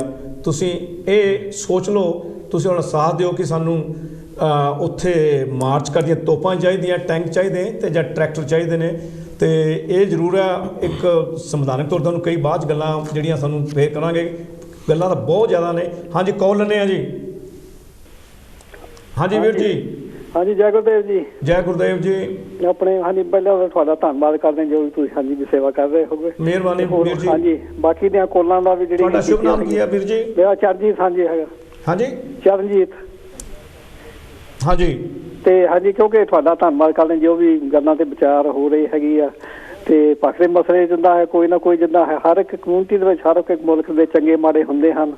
ਤੇ ਆਪਾਂ ਸਾਰਿਆਂ ਨੂੰ ਇਹ ਕਹਿੰਦੇ ਹੈਗੇ ਆਪਾਂ ਇਕੱਠੇ ਹੋ ਕੇ, ਜਿੱਥੇ ਵੀ ਕਿਸੇ ਨਾਲ ਜ਼ੁਲਮ ਹੋ ਰਿਹਾ, ਕਿਸੇ ਨਾਲ ਵੀ ਹੋ ਰਿਹਾ ਹੈਗਾ, ਤੇ ਆਪਾਂ ਇਕੱਠੇ ਹੋ ਕੇ ਉਹਦਾ ਮੁਕਾਬਲਾ ਕਰੀਏ। ਹਾਂਜੀ, ਤੇ ਆਪਾਂ ਕਿਉਂਕਿ ਵੀ ਇਕੱਠੇ ਹੋ ਕੇ ਜਿਹੜੇ ਵੀ ਕੋਈ ਮਸਲਾ ਹੈਗਾ ਉਹਦਾ ਹੱਲ ਲੱਭ ਸਕਦੇ ਹੈਗੇ ਆ, ਤੇ ਇੱਕ ਦੂਸਰੇ ਰਿਸਪੈਕਟ ਕਰੀਏ। ਤੇ ਜਿੱਦਾਂ ਆਪਾਂ ਨੂੰ ਬਾਣੀ ਜਿਹੜੀ ਹੈਗੀ ਸਾਰਿਆਂ ਨੂੰ ਇੱਕ ਦੂਸਰੇ ਰਿਸਪੈਕਟ ਕਰਨੇ ਨੂੰ ਕਹਿੰਦੀ ਹੈਗੀ ਆ, ਤੇ ਇਕੱਠੇ ਹੋ ਕੇ ਜਿਹੜੇ ਆਪਾਂ ਮਸਲਿਆਂ ਦਾ ਹੱਲ ਲੱਭ ਸਕਦੇ ਹੈਗੇ ਆ। ਸੋ ਮੈਂ ਇਹੀ ਸਾਰਿਆਂ ਨੂੰ ਬੇਨਤੀ ਕਰਦਾ ਹੈਗਾ ਤੇ ਧੰਨਵਾਦ ਕਰਦਾ ਹੈਗਾ। ਜੈ ਗੁਰਦੇਵ, ਧੰਨ ਗੁਰਦੇਵ। ਬਹੁਤ ਥੈਂਕ ਯੂ ਤੁਹਾਡਾ ਹਿੱਸਾ ਲੈਣ ਦਾ। ਦੋਸਤੋ, ਟਾਈਮ ਬਹੁਤ ਘੱਟ ਰਹਿ ਗਿਆ ਆ। ਦੋ ਗੱਲਾਂ ਸੀਗੀਆਂ। ਇੱਕ ਜਿਹੜੀ ਖਬਰ ਬਹੁਤ ਚੱਲਦੀ ਪਈ ਆ ਬਈ ਜਿਹੜਾ ਡੋਨਲਡ ਟਰੰਪ ਆ ਉਹਨੂੰ ਦੂਸਰੀ ਵਾਰ ਧੋਖਾਦਹੀ ਕਹਿ ਲਓ, ਝੂਠ ਬੋਲਣ ਦੇ ਕੇਸ ਦੇ ਵਿੱਚ ਅਮਰੀਕਨ ਜਿਹੜੀ ਗੌਰਮੈਂਟ ਆ ਉਹਨੂੰ ਉਹਦੇ 'ਤੇ ਕੇਸ ਫਿਰ ਇੰਪੀਚਮੈਂਟ ਦਾ ਕੇਸ ਚੱਲੂਗਾ। ਪਹਿਲਾਂ ਇੱਕ ਕੇਸ ਹੋ ਚੁੱਕਿਆ ਅਤੇ ਇੱਕ ਹੋਰ ਚੱਲਣਾ ਆ। ਅਸਲ ਦੇ ਵਿੱਚ ਕੀ ਆ ਦੋਸਤੋ, ਜੇ ਇਹ ਗੱਲਾਂ ਆਪਾਂ ਨੂੰ ਕਈ ਵਾਰ ਆਪਾਂ ਨਿਊਜ਼ ਦੇਖਦੇ ਕੋਈ ਗੱਲ ਨਹੀਂ ਟਰੰਪ ਨਾਲ ਹੋ ਰਿਹਾ, ਇਹ ਗੱਲਾਂ ਅਸਲ ਦੇ ਵਿੱਚ ਕੀ ਨੇ? ਇਹ ਮੋਦੀ ਦੇ ਵਿੱਚ ਅਤੇ ਟਰੰਪ ਦੇ ਵਿੱਚ ਕੋਈ ਫਰਕ ਨਹੀਂ ਗਾ, ਜਾਂ ਹੋਰ ਵੀ ਇਸ ਤਰ੍ਹਾਂ ਜਿਹੜੇ ਲੋਕ ਨੇ ਬਣੇ ਬੈਠੇ ਨੇ।